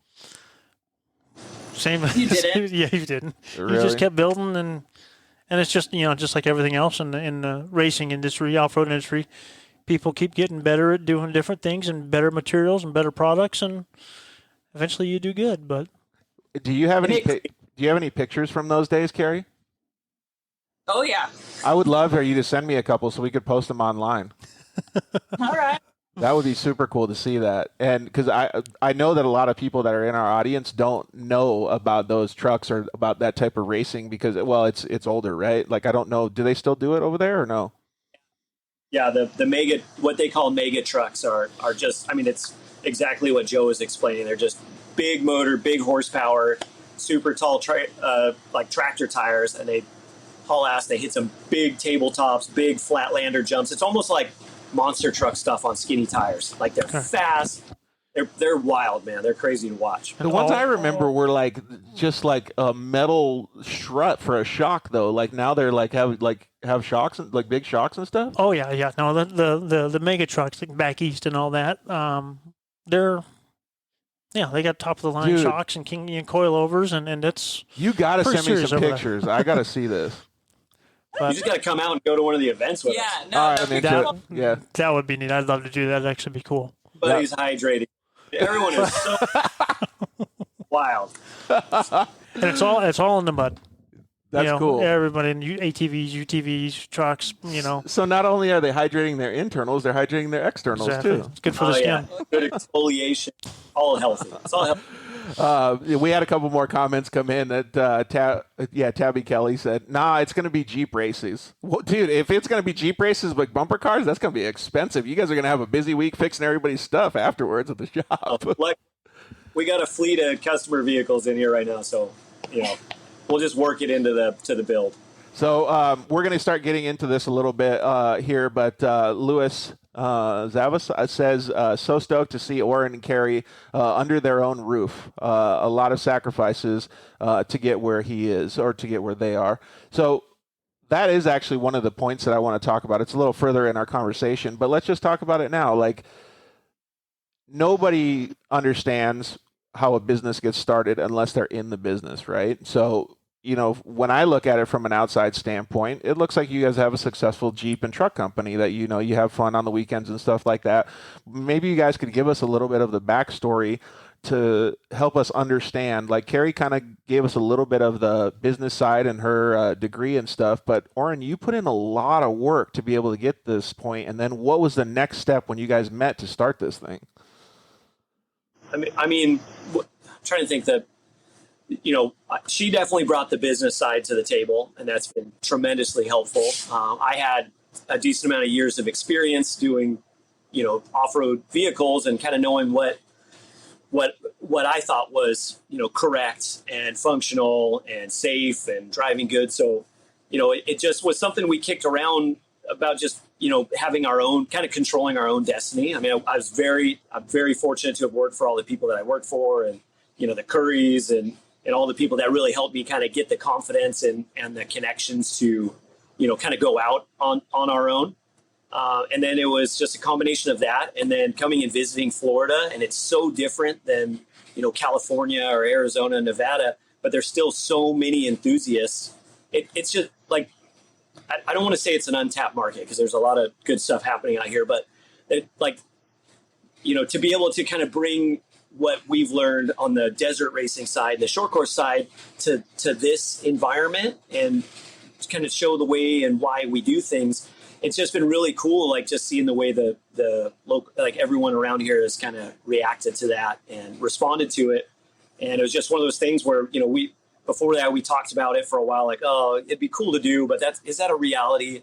And it was finally just, Kerri going, let's do it. Like, go tell them this is what you want to do, and let's start pushing for this. And then that just started this snowball of, people, companies that we've known for 15 years on the race side being very supportive and wanting to expand out this way a little bit. And, just an opportunity for us to, try and make it on our own, which, we knew that wasn't guaranteed. We probably didn't sleep for like 3 weeks before we packed it all up and moved out here. Cause it's just like, I mean, it's a step, my hat's off to anyone that starts up their own deal, but, it's a bunch of work, especially across the country. That's tough. I really look up to you guys for doing that. That's neat. Yeah, I agree with that 100%. And so like what he's saying, like the first thing that I see is like, it's like a new horizon, right? Or like a new perspective on how to do things. And maybe it's different than the way that people are doing it out there in Florida. Even Oren's probably not used to portals. So, excuse me. Maybe you could backtrack a little bit, though, Oren, too. And while you were doing or learning the different things, you built or had a part in building some of the pretty successful race trucks that were in the short course series and in the desert series. One of the ones that I know that you and I talked about, I think you helped build the first V8 Pro Light that won the Torque Championship, right?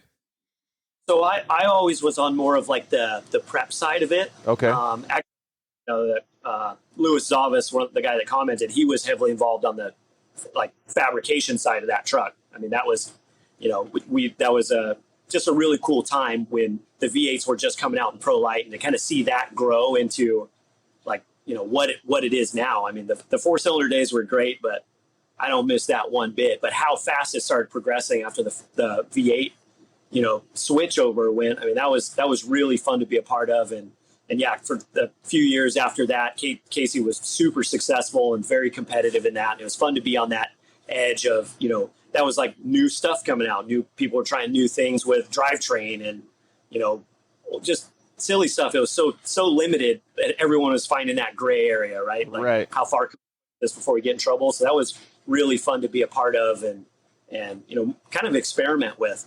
Well, then I had mentioned this briefly in the phone conversation I had before with you guys, but so I had no idea like off-road or short course racing existed until about maybe 6 or 7 years ago. And the reason that I found out about it was because of Casey Kerri.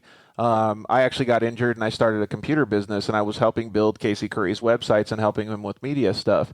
And through that time, I was like, man, these I've seen pictures obviously because I'm uploading them and doing stuff on the computer, and I'm like, man, these things look pretty cool. And then I went out to a Lucas race and I saw it, and I'm like, dude, this is like motocross but with 4 wheels.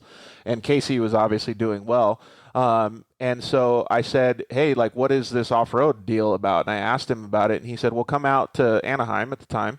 And I went to the shop when it was in the backyard in Anaheim Hills, and he had just put the red number plates on that V8 Pro Light from the Torque series. No fenders or nothing, and I'm sure that you actually prepped it. He let me take it out to the desert in California, and I got to drive it for the first time.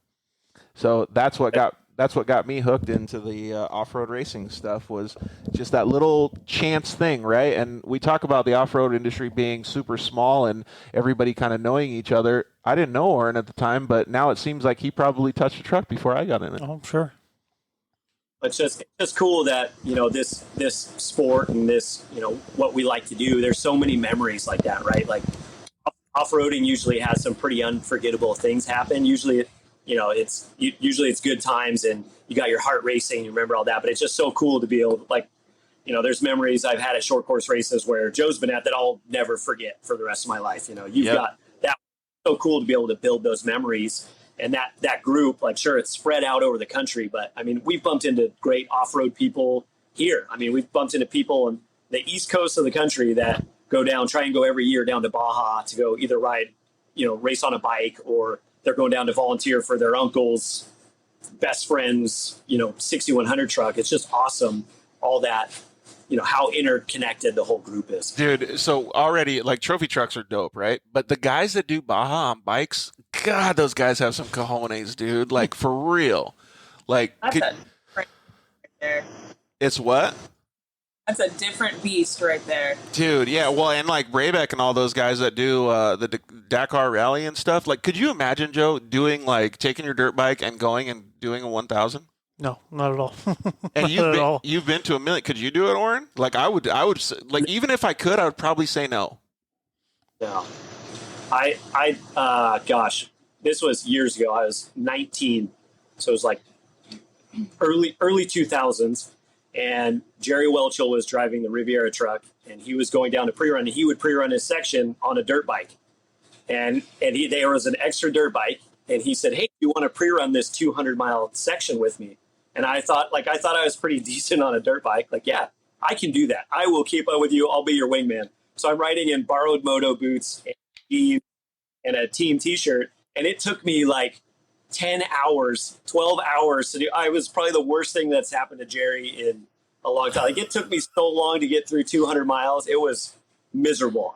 Really? After that, I'm like, it was just all this stuff that, like, I'd never ridden like silt beds before, or like going over Mike's Sky Ranch. Like, I jumped into that way, way blind. And dude, that's crazy. Yeah, no. And these guys that do it are flying.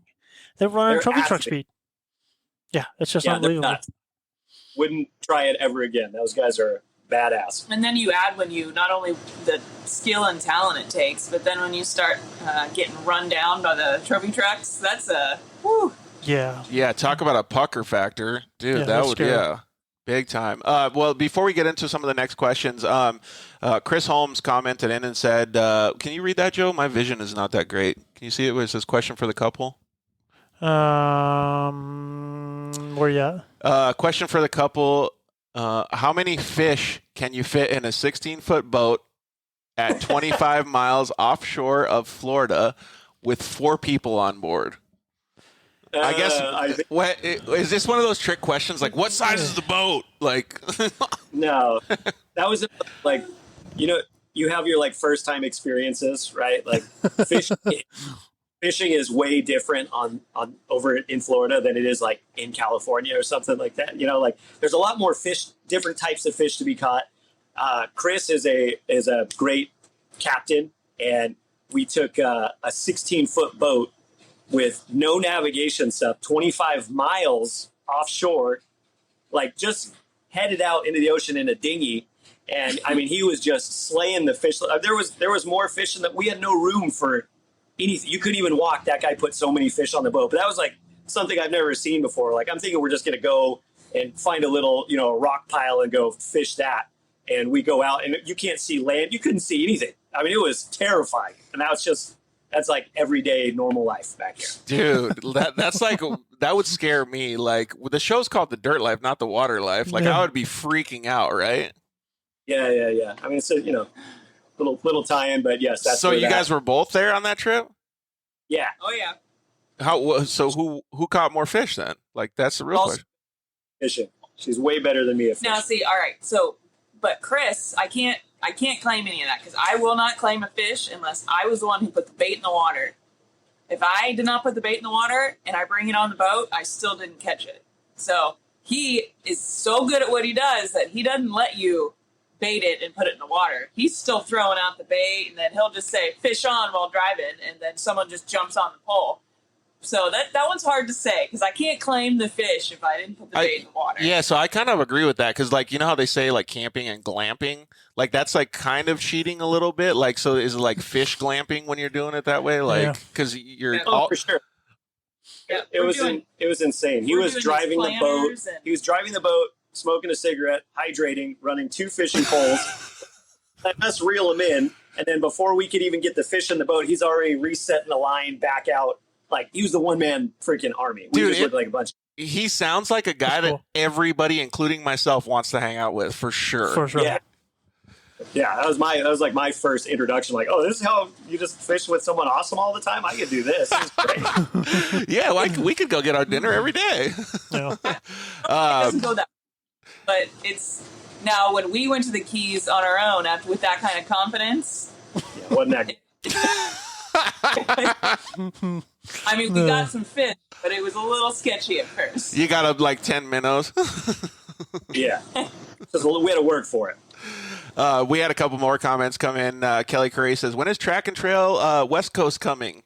So that sounds like a pretty good goal to start working towards, right?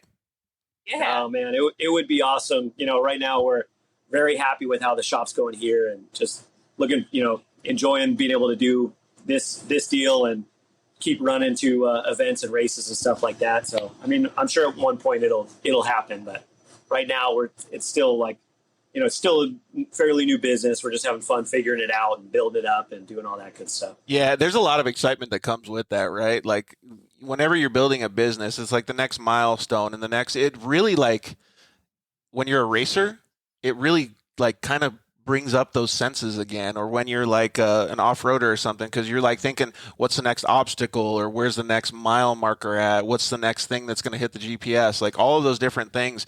And when you're operating a business and you have that same mindset, you have a winning mindset, first of all, and then second, you also have like that drive to move forward at a quick pace. So it's pretty cool. I can see where both of them have that same passion.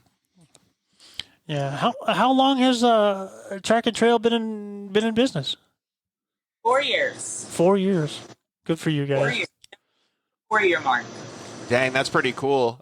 We got a comment come in that said, John says, is it tough being based on the East Coast and running in the dirt on the West? The only tough part about it, to be honest with you, is the time difference. Because we could be back same day sometimes, or, it could be a quicker trip than it needs to. But when you're coming from the West Coast to the East Coast, you lose the whole day. Yeah. So that's what I don't think about that I feel like kind of it makes it a little difficult. It just takes a bunch of planning and knowing what you're doing and where you're going and stuff like that. Like, yeah, it's definitely harder than, being in Orange County and leaving and going to Ocotillo or out to the desert. So, I mean, it takes a lot more preparation and yeah, I don't know. I'd say it can be more costly, but I mean, we've had really good luck with, finding flights that make sense and stuff like that. So it's not as daunting as it probably looks. Yeah, especially when most places you'd say, okay, so you want to go to Ocotillo. Okay, well, that's 3 hours from, Southern California, but that's a 3-hour flight for us too. So it's really not that bad either. Yeah, I guess it's just... And it's not that bad. Yeah, the way you plan it and how you execute it, I guess you're right. Yeah, Vinny just commented him and says, you guys are awesome and killing it. So it's really cool that you guys do have that passion to be able to do and execute all those things. Like, there's a lot of people that, just go to their job and they don't even want to fly or they don't want to do these extracurricular activities. And it seems like you guys just can't get enough of it. Yeah, it's tough. I mean, with what we were doing for work before we started this, we both were traveling quite a bit. I mean, Kerri was bouncing around to, rally cross and short course races and nitro circus stuff. And I was, chasing Casey around to all the events that he does. So we both, we got very acclimated to it quickly. So then, like, when we started this up, that was just like, oh, you got to do a bunch of events. That's all part of it. That's how the circus works. So that we've just carried that on for the last 4 years that we, but we committed to it. Like, hey, we're going to be gone a bunch, which those work days don't just go away. That just means when we get back, there's very few weekends. It's just back in the shop, and we'll trade that race weekend for a work weekend back here. So it's all got its give and take. Yeah, exactly. Well, and that's what's good about, what do they say? If you love what you do, you never work a day in your life or whatever it is. So that's good that both of you guys have that passion. So we had Rick Harrington comment in. We were going to actually wait for this, but we'll just go with it because we're getting so many comments. I don't want to lose it. But he said, what's Oren's favorite Jeep build that he's done? I'm assuming that he's asking this question because you built his Jeep. Is that what he wants you to say that? That's the right answer for this one? Yeah, that's a loaded question. His Jeep's on its way back here right now from California for the full, V8 swap, custom, all triangulated 4-link rear suspension, 3-inch internal bypass coilovers. Like he's getting the full best of everything you can do. Rick's definitely going for it. So yes, that will be my favorite build. but yeah, we have a lot. We're very fortunate for the people that we have met and get to do builds for and stuff like that. So we've got a ton of Jeeps in here that every one of them, I put my heart into it like it's my own, for myself to go out and play around in. So it's hard to pick a favorite because any one of them I'd take. Okay, so we all have to watch them leave too. Yeah, that's the tough part. That's what I was going to say. So Joe, he kind of gave the politically correct answer. Let's see if Kerri can just tell us her all-time favorite one. Favorite build is. Ooh. That's a tricky one. There's a lot of... All right, so this one was cool because it was just a sleeper. And it's very rare that we get a customer that comes in that says, okay, I want a V8 without like full custom suspension. But this customer wanted a V8 that had a mid-arm kit, but he wanted to take it back to Spain. He wanted to ship it to Spain where he was from. It was really interesting. It wasn't my typical favorite where it was, 40s and, it had its own, but it looked like a JK on 37s, or 35s. It didn't look like anything that special, but I mean, it was. Yeah, it had a 525 horsepower LS3 in it, and we did all this I like stuff. those ones, man, that look all clean. Yeah. Did you ever see the Ranger that Joe built? Oh yeah, yeah. That thing's awesome. Yeah, it's super cool and plus it didn't look like, it wasn't super like flat. It wasn't freaking red. It wasn't all these crazy like big old wrap and like it was so clean. Yeah, and that was the 4-door one, right? Yes. Yeah, that in itself was so awesome. Seeing a 4-door Ranger, that thing was. Yeah. I many a times behind the coral in Ensenada when. Yeah. No, and Kerri, that Jeep build that you were speaking of, going international, that's got to have some sentimental value too.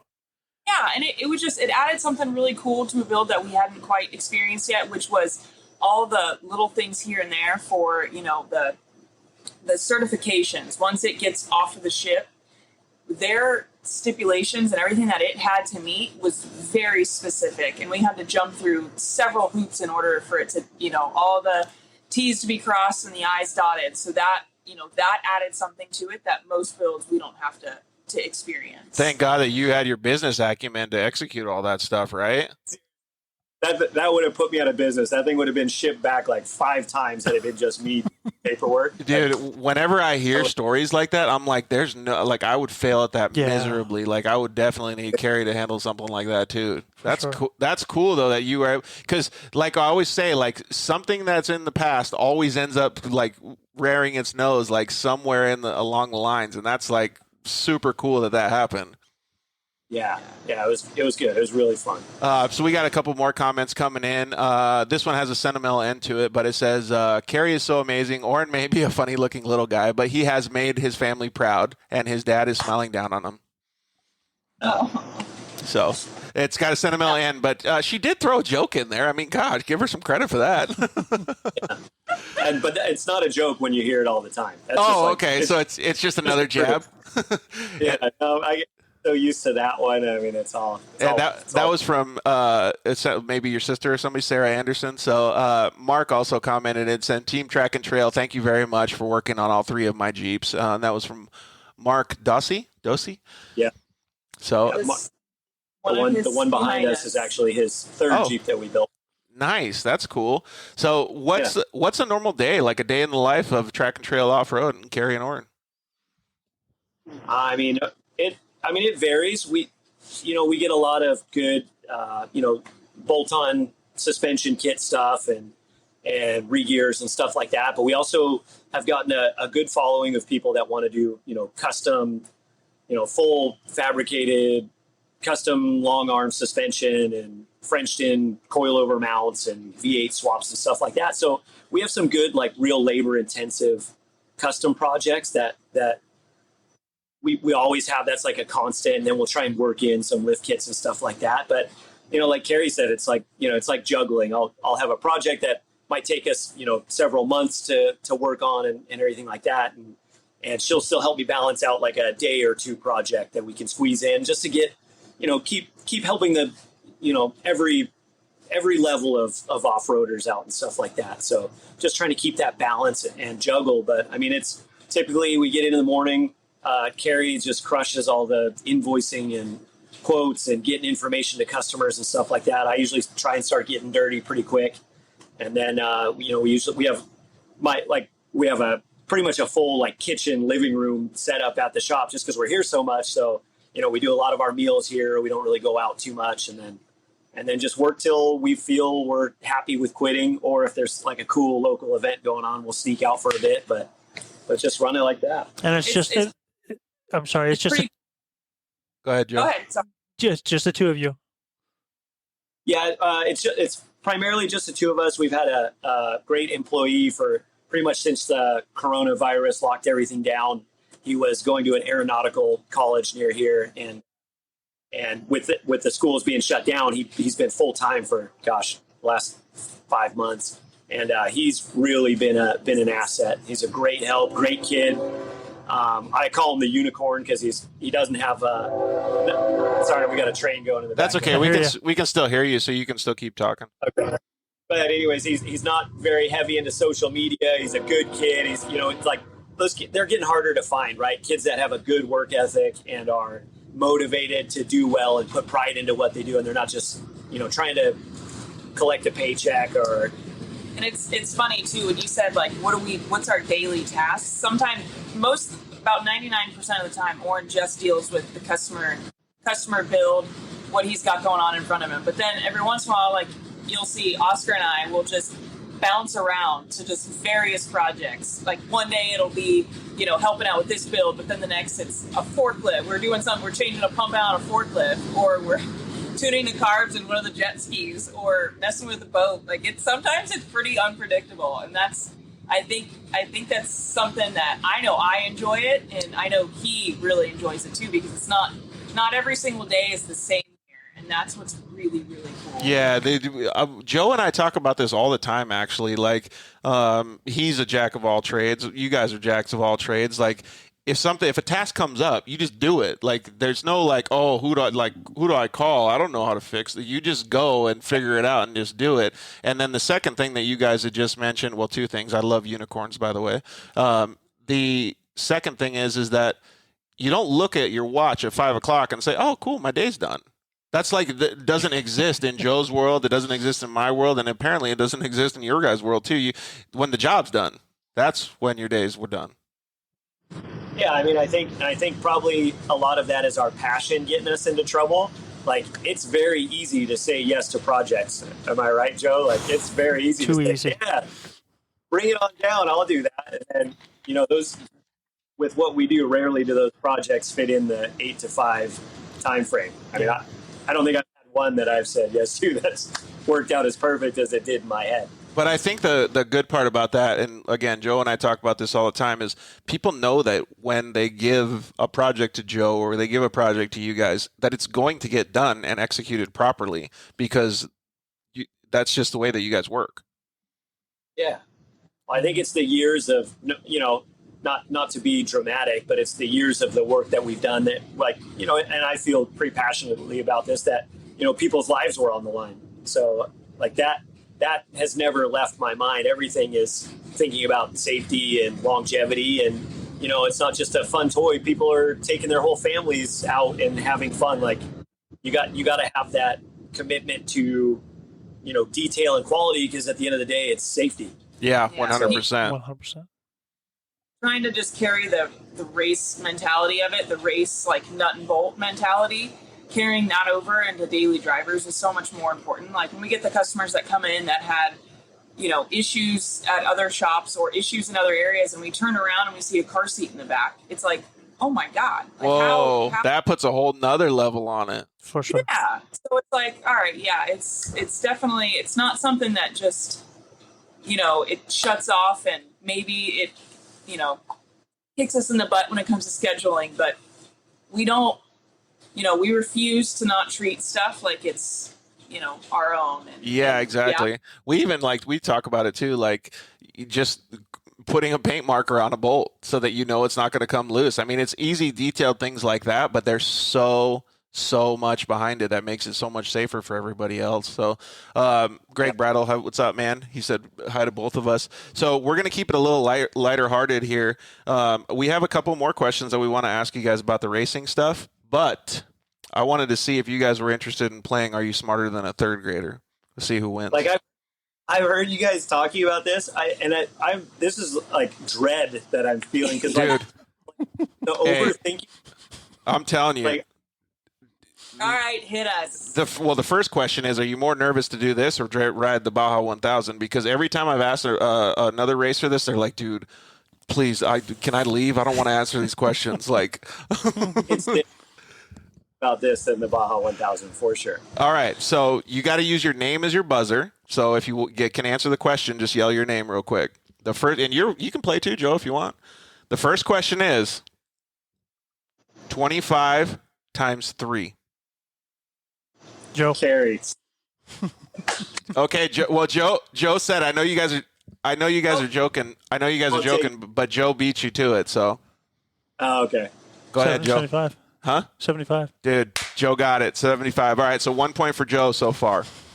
All right, so let me see if I can remember the next question. The Statue of Liberty was given to us from what country? Oren. The France. Oh, he got it. Boom. All right. So Kerri's going to have to catch up. So let's see here. What's another good question? How many states are in the United States minus Alaska and Hawaii? You got to say your name. Kerri, go ahead. 48. Oh, another one. Good. You guys are getting them all right. I think you guys are doing good. You guys are going easy on us. I can. That's bad because I was thinking it was 50. Well, I said 'cause it's got that trick in it with minus the 2. So Yeah. that's where it comes from. Shoot, let me think of another one. Oh, yeah. So this is the final one. Whoever gets this is the total winner of the whole game. How many minutes are in 1 hour? Joe. 60. Dude. I really wanted Kerri or Oren to win because you're sitting right here next to me, man. I wanted our guest to win it, Joe. Like, what you stole it from him, bro. You stole it. The internet froze up. I mean, it froze. We didn't even hear the question. Okay, I got it. So Joe was the sleeper on this one, I guess, huh? Yes, he is definitely smarter than a third grader. So we actually had some fun with this at the UTV World Championship, and we had our buddy Caden Danbury. He's I think he's 12 now, 13 maybe, but he was the one asking all the questions, and him and his mom came up with all the questions, none of which I just asked you because the ones that he come up with, I can't. There's no way. Like I couldn't answer them. They're just way too hard. So kudos to Caden for coming up with all those questions. So. Good. All right, so let's talk a little bit about racing then. So we're going to ask this question later on, like as a favorite race for you guys. But do you guys have like events that you like going to more than other ones? Like King of the Hammers is fun or not fun? Baja is fun or not fun? Like those kind of things. King of the Hammers, I think, for me, is always going to hold the number one spot, especially now because they've brought in the trophy trucks, which to me, that event was top tier, but it was always missing something. Obviously, trophy trucks to me have opened my eyes to what they are. And them now at King of the Hammers is like, it's 100% for me. Like that was it to top that was the topper of that event. Hey, sure. do you still bring your truck out there with all the toolbox in the back and stuff and just go like try to go find people to help them? No, it's a retired shop truck now. She's had a good life. She had a good run in her. Yeah. Now we just get like a rental Jeep and go see if we can rescue people with that. So since you were talking about King of the Hammers before Oren answers the same question, did you see that one of the Miller brothers, I think it was Cody Miller, ran against the 4400s last year in Can-Am X3 and did pretty well? Yeah, that was awesome. And those guys in the UTV race as well. I mean, that was how fast those cars have progressed. Just blew my mind. It's unbelievable. It really. You have to look back and see like some of the early on when they first started introducing the UTV race to it. You got to see the pictures of Casey and Oren racing in these cowies, like full, like little bubbled helmet. It's so funny. Like looking all the way out of the Terex, it's so good. That is kind of crazy. I didn't think about that. Like, what year was that you guys did that? Like 2010? So that was, 2010. In that area was when it was like, back when people were still running like the Yamaha Rhinos. That was like a, super competitive car. And then Razor was just coming out with their, they were really starting to freaking dominate. They were building faster stuff. But was that not like impossible to finish? It was so, I mean, even till like a few years ago, there'd be like 3 or 4 finishers. Like it's insane. It's always been really hard. I mean, they're not changing the trails up, but just how fast the equipment is catching up now. Like the Miller brothers and a lot of those, the top level guys like the Guthries and everyone like that, like what they're doing and how they're building cars now. Like they're just as capable in the rocks as a 4400 car, but they weigh, 3,000 pounds less. Like it's crazy. It really is. Now that I think about it, like it's 10 years. I mean, that seems like a lot, but that's a pretty short amount of time for those cars to get going that fast. Like just think about how many years 4400s have been around. I mean, obviously the stuff grows and gets better and technology does, but that's freaking nuts, man. Maybe you can answer the same question that we just asked Kerri. Like, what's your favorite event to go to? So for me, King of the Hammers, I enjoy because it's so much racing crammed into like 1 week. I mean, there's stuff going on every day and every night. And I've been fortunate, for a few of the years to be able to race in a couple different classes. The last 2 years, it's been with Bryce in both, side by side and trophy truck, which has been really cool. And then, trying to still do stuff with other friends in 4,400 and things like that. It's really fun to get that, like pretty much so many race events in 3 days, right? Like that, I enjoy that. But obviously, like going down to Baja is always the best. I mean, the race is great, but it's so much more the time down there before putting in the homework and pre-running with the Baja race family and doing all that, like, being down there for 2 weeks, just living every bit of the race, that's right up there with King of the Hammers. Yeah. For sure. So that was actually one of the answers that I wanted to hear. Cause, I talk with Joe about this every now and then too, but that's been on the bucket list for me. Is I don't need to race a Baja 1000 or anything like that, but I would love to just go down there and enjoy the pre-run, or just go down there for a Baja adventure or something like that. To me would be so much fun. I mean, I've raced short course down there and stuff, but it's not the same, One of our first trips together, I can't even remember the year, but I mean, it was 10 years ago, where we weren't competing in the Baja 1000 with anybody. So Kerri and I loaded up the Jeep and had some of the Curry family loaded up as well. And we had, 3 or 4 vehicles, and we drove down and did contingency, and then loaded up and drove out to the beach, like out after Santa Tomas. So we drove the race course out the day before the race, set up, camped the night before the race on the beach, and then woke up to the first bike guys going by, and then had brunch while all the trophy trucks drove by, like sitting on this awesome, would have been a great surf spot, but we didn't bring any boards, but just hanging out on the beach, just watching everything going on. That was like probably still one of my favorite trips. And that was my first Baja 1000 experience. In fact, that was the first time I've even ever seen a trophy truck in action. And I cannot believe I'm saying this in public, but that was the first time I ever cried in front of him. That's when I saw the trophy truck go by me for the first time. Dang, it was that impressive? It was that impressive. I've only ever dreamed about him and seen him on TV, but that I was so fanboying, it was insane. That's cool. Well, thank God at least he sits in the trophy truck, because otherwise she wouldn't have been thinking he was as impressive, right? Yeah, I know. My saving grace, I guess.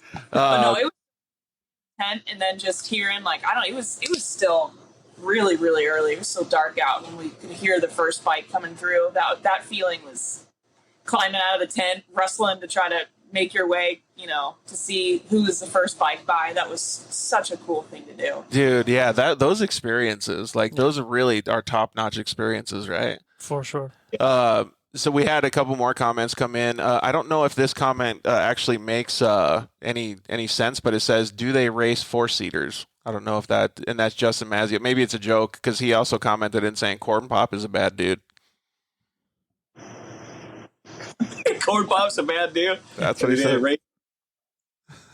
So I don't know what that means, but it sounds funny. I mean, I'm down for a pre-runner class. Yeah, sure. Let's go. Yeah, that would be pretty cool. At the UTV World Championship this year, they introduced a rally class, which is basically a stock fuel cell kind of car. You can have opening doors and stuff like that, but it's basically just a halfway there desert car in the UTV stuff, and that class had the most entries out of everybody. Kind of a run what you brung deal. Yeah, so I mean, most people are just building a desert car that has open doors with no fuel cell, so you just get gas whenever. But it was pretty cool, man. It was sweet to see. Awesome. Yeah, that's what. And I think those are the things that progress the off-road industry in my mind. I mean, of course you guys do a million Jeeps and bigger stuff, but you got to admit the side-by-side stuff has been pretty impressive the last few years. Yeah, it is. I mean, that was we've used them at different times over the years for pre-runners down in Mexico even, and just how much ground you can cover and what they're capable of. It's just comfortable fun. I can remember the first truck I ever raced in when I was 17 years old was a 7S truck, which at the time that was the craziest thing I've ever seen in my life. goes half the speed the new Razors and Can-Ams go, like anywhere. It's just wild how much fun they are and how easy it is for people to get into them now. Yeah, it really is cool. Yeah, and we were talking about this the other day when I went over to your shop, Joe. I saw your Razor and I was like, yeah, that thing's pretty stock, and you're like, yeah, but it goes faster than I can go, so yeah. It's pretty cool to see that. All right, well, I know it's getting late over there. So do you guys mind if we ask you guys some rapid fire questions and end off the show? Sounds good. All right, Joe, you got to bring up your questions, bud, so we can go through them. So I will start with the first question while Joe brings his up. Dunes or the river? River. What Ask about me why? Say why. Okay, why, Kerri? Why is the river your answer? Why? Because the river, you can take the side-by-sides too, and then you get both worlds. You got the boats, and you got the side-by-sides to get down to the river. Dude, that was an awesome time in Needles. That was a good time. We need to get out and do that again. All right, let us know. We'll go meet you. Yeah, for sure. What about you, Oren? Same answer? Yeah, river. Hands down, river. All right, Joe, what's the next question, bud? 3-wheelers or quads? Quads.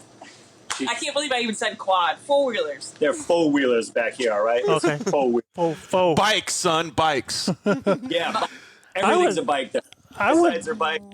Bicycles are bikes. What about you, Joe? Are you going with death machines or quads? Yeah, I was on a 3-wheeler when I was 5 years old. You're sticking with 3-wheeler? I love the old 3-wheelers. I still do. Dude, yeah, I remember like Oren's with me, aren't you?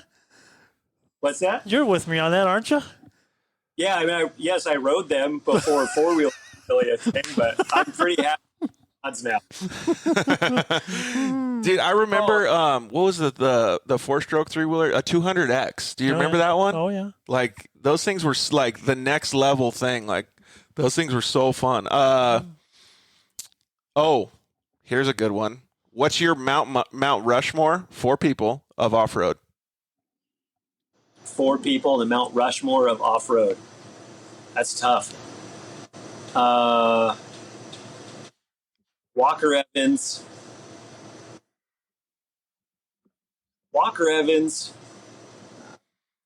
You got like Ross. You got like Rossler. You got McCack. You got a bunch of badass dudes, right? Rossler.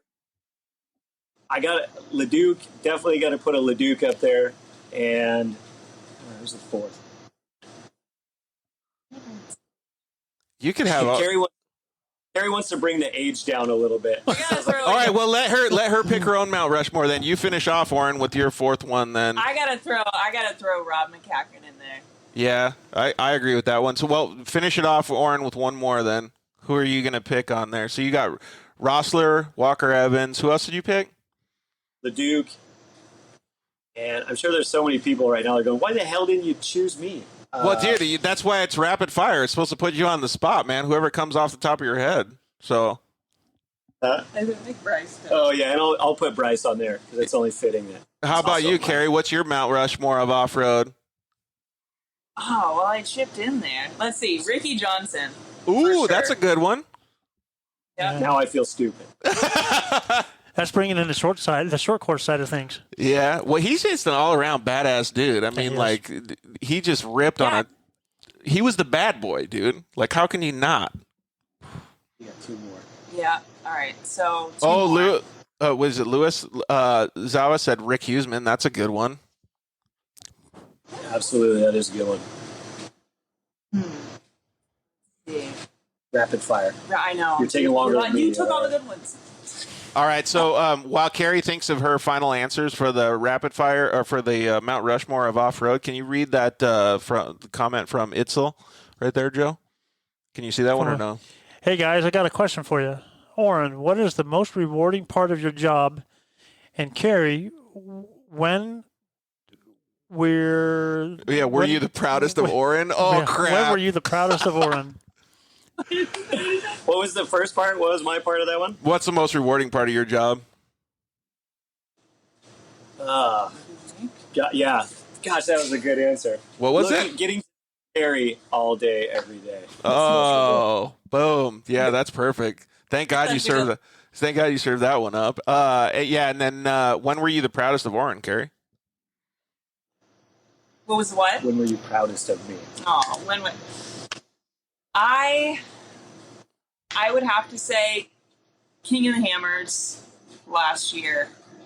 The win after King of the Hammers. That one's been, I feel like, a long time coming. There's been a lot that he's put in a lot of work for, and he's kind of not slipped, but it's always been stupid breaks or something really small that's taken him out during that race. So just getting a win there was definitely one of my more prouder moments. Yeah, that's cool. I was proudest of him when he got up the cojones to drive 80 miles an hour and discuss with Bryce how he was going to propose to you. Back, he landed was it 1280 the other night? 1080 on that scooter we were talking about. No way. One-handed, beer in hand. Bullshit. Hydration. Are you being for real? Like that really did happen? I mean, it was a late Saturday night, but I don't mean to toot my horn, but toot. Dude, honestly, like I have a whole new level of respect for Oren now. Who cares about going 820 miles an hour in a trophy truck? Busted it out at 1080 on a scooter. Yeah, but what you were saying about the talking with Bryce at 80 miles an hour, like that guy will be doing 125 through big whoops with his hand out the window net, throwing the shaka at fans or people. Like that guy is very comfortable at high speeds. He's not afraid to have a conversation, skipping, backing into the corners in Baja or anything like that. Skills for days, apparently, huh? Well, so I love this Mount Rushmore question because you're right. It's all of a sudden starting to come in. So Candy and Chris Vincent said Ivan Stewart. That's a good one. Let's see. Iron Man, Mickey Thompson, Iron Man Stewart, Robbie Gordon. Oh, man. Cody and Chris Vincent said, tell Dirty V. We said, what's up? What is that? What's Dirty V? That sounds bad. Dirty V is Chris Vincent's nickname. Oh, I got I'm you. not sure why he earned the title Dirty V, but he is a funny guy. We worked together at Terrible Herps Motorsports back in the day, and he was a fun guy to stay hydrated with. Right on. And Chris Holmes commented in saying Afro Man or a local band for your guys' upcoming wedding. Ooh, that's a good question, actually. Afro Man's Did I hear Afro Man? I don't know. We're pretty tight with Afro Man. We had a moment at Trail Hero last year with Afro Man. Oh, you guys are homies?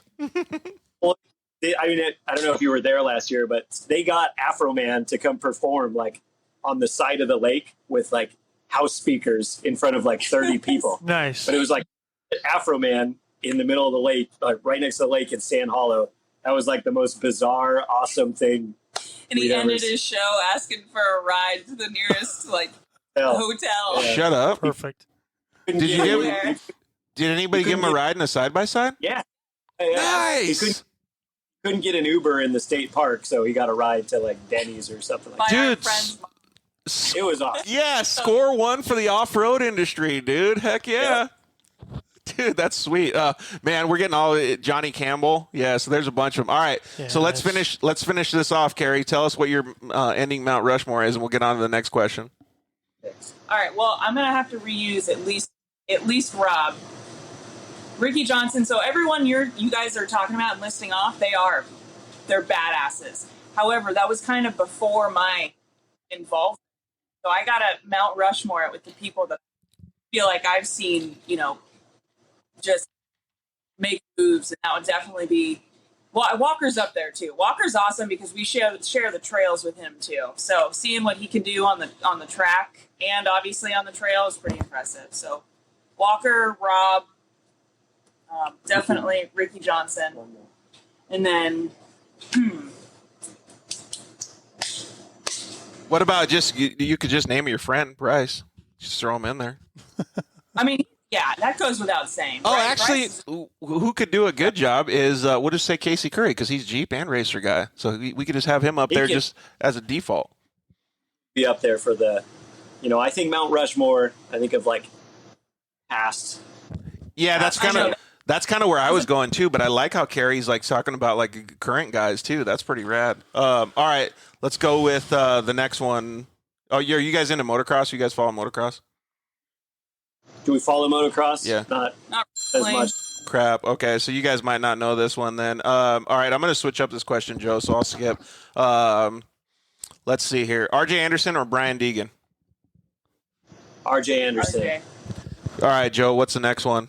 Can you see it? Favorite food? Ooh, sushi.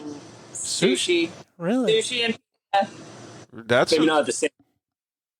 yeah. how I definitely didn't expect that answer. Although I was craving sushi yesterday.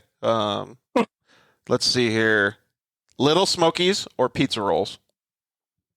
Oof. pizza rolls. Yeah, pizza rolls. Little Smokies are not mine. Even though No, pizza no, rolls are gonna, no matter what, burn the shit out of your mouth For Not sure. gonna Little taste lava anything cakes. for a week, but it's Yep. worth it.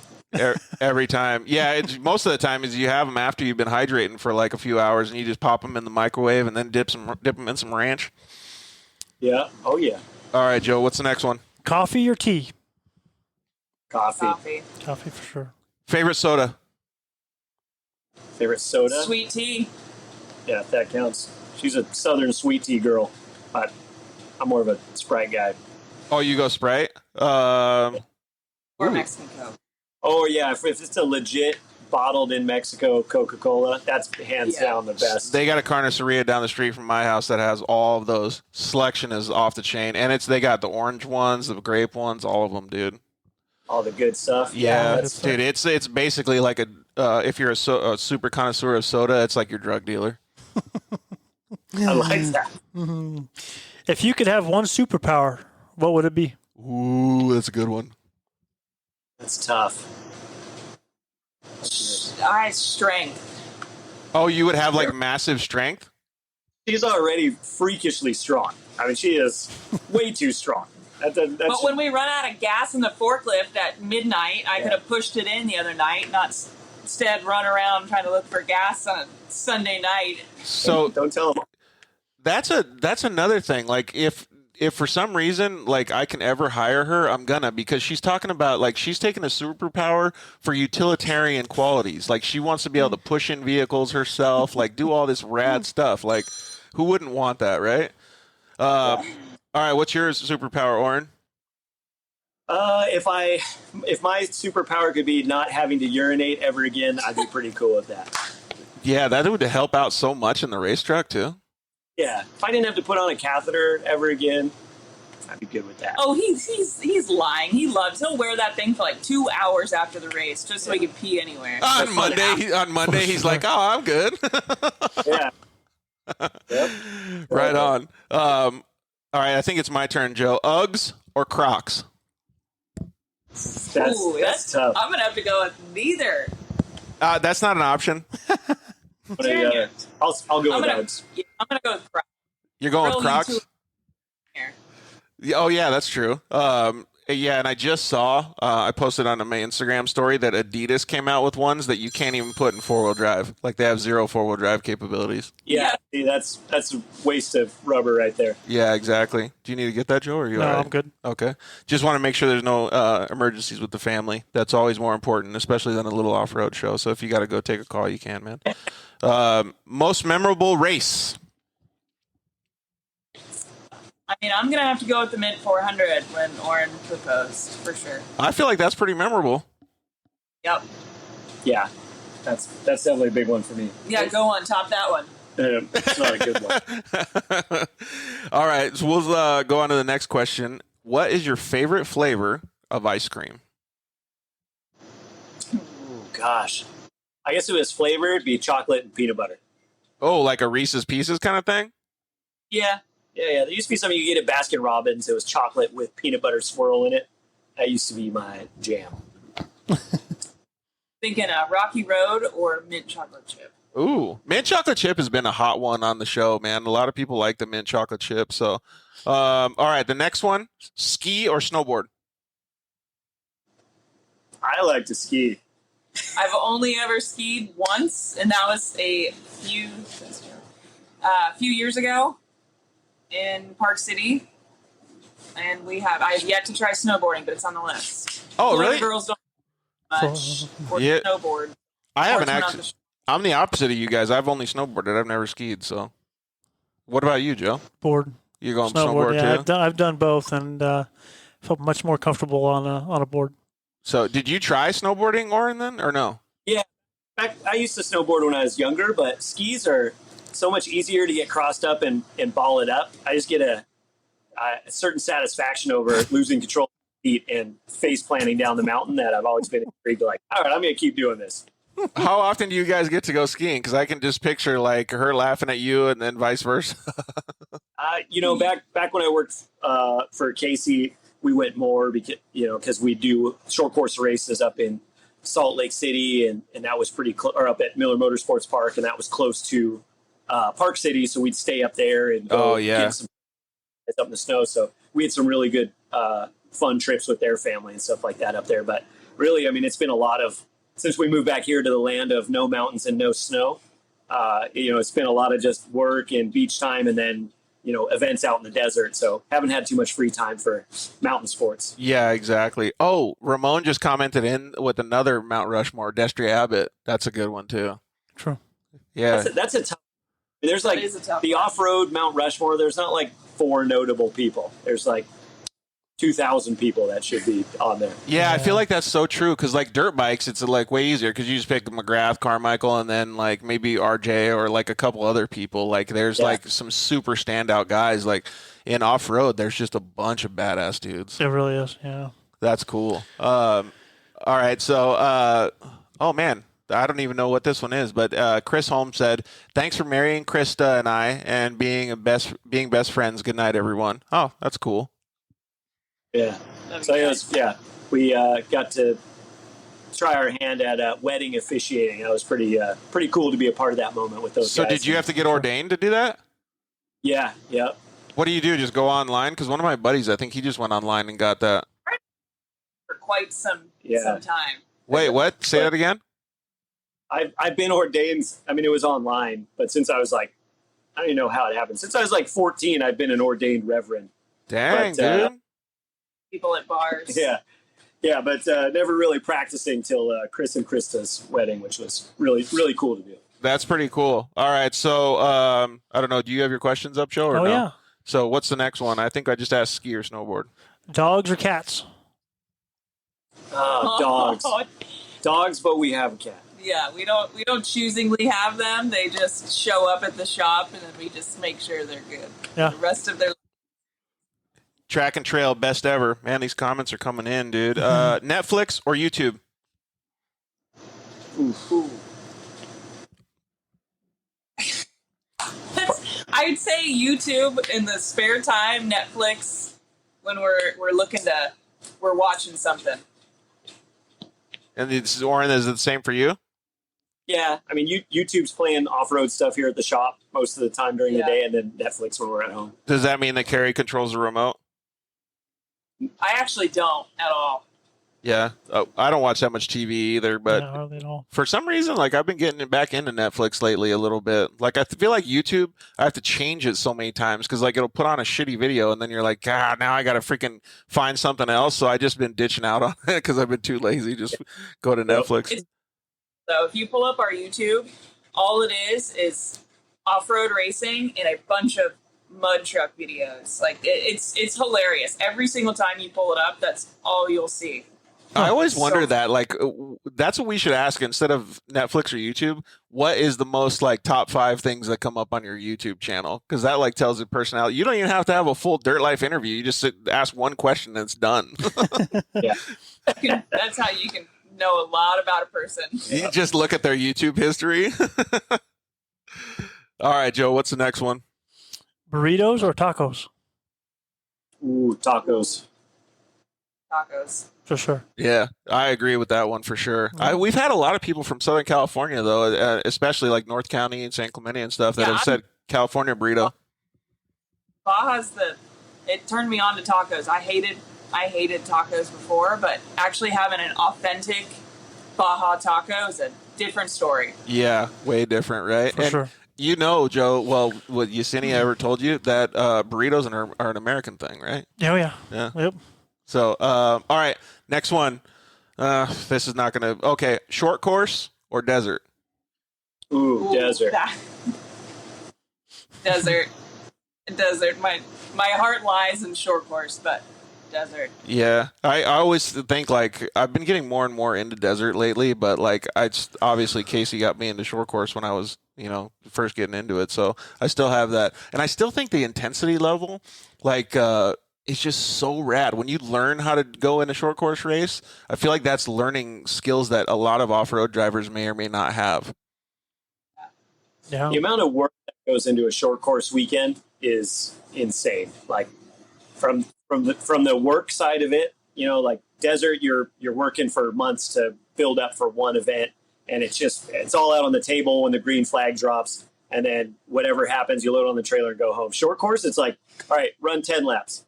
Now run 3 laps. Now run 8 laps. Now do 20-lap race. And it's just like so much running and fixing and cleaning. Gear change in between each set of laps, and that stuff is fun, but labor intensive. Yeah, I can only imagine like the short course stuff that you guys went through with the trucks, because my race team was small. It was only a few people, and it was just for UTVs. But I would put in roughly 80 hours, 60 to 80 hours of a work week to go out for 20 minutes of drive time during the weekend. So I can only imagine what you guys is probably 10 times that, huh? Oh, yeah. That's a lot of work. So, okay. What's the next one, Joe? What other form of racing would you guys like to try? Dakar. Kind of rally stuff. This could be rally. This could be anything, though. Yeah. Like why we asked Myles earlier, but it could be boat racing, monster trucks. It could be street racing. I definitely want to try my hand at the mega trucks, and a lot more of the overlanding competitions. I'd like to do more of those. We got some jokesters commenting in it. Is that Justin Mazzio? He's got jokes for days. He said it was probably for burrito or taco. He said pink taco. And then Linda said, hi, Kerri and Oren from Texas. From guess who? Well, sorry, Linda. I blew it for you. I said your name first. All right, so the last question of the night. It's the most important profiling question that we have. Chips and guacamole or French fries and ketchup? Ooh, guacamole. French fries. Oh, whoa. I did not expect that. But are you going ketchup or ranch? Ketchup Ooh, ranch. ranch. Going ranch, yeah. I can see where that comes in. So with your chips and guacamole, are you having the guacamole like super spicy, or are you going like just like avocado? Yeah, spicy. Yeah, sure. we just became best friends. Nice. All right, so we have a little switch up in the show. I'd like to invite Tyler into the studio if Tyler's available. Hey, Tyler. Maybe he can come into the studio. We'd like to see. Has Oren ever met Tyler before? No, he's never been able to make it to the races. Why don't you sit on your dad's lap, Tyler? Come here, brother. And you can put on these badass headphones right here, okay? It's just like the intercom in the race cars. So Tyler has never interviewed anybody before, I don't think. But this is what it looks like in the studio, bud. We have all these different computer screens up here. We got our guests over here on the iPad, and then they're behind us. I don't know if you can see them on the TV behind us. But this is Kerri and Oren. Hi. We're going to put it a little bit closer to you. There you go. Oren is the one that rides with Bryce Menzies. Cool. Yeah. Yeah. So he definitely knows how to go fast, just like your dad. So he does a lot of the same stuff that your dad did, man. Yep. Working on trucks, getting out, changing tires, all kinds of crazy stuff. Cool. So do you have any questions that you want to ask them about off-roading, like what their favorite car is, maybe? What's your favorite car?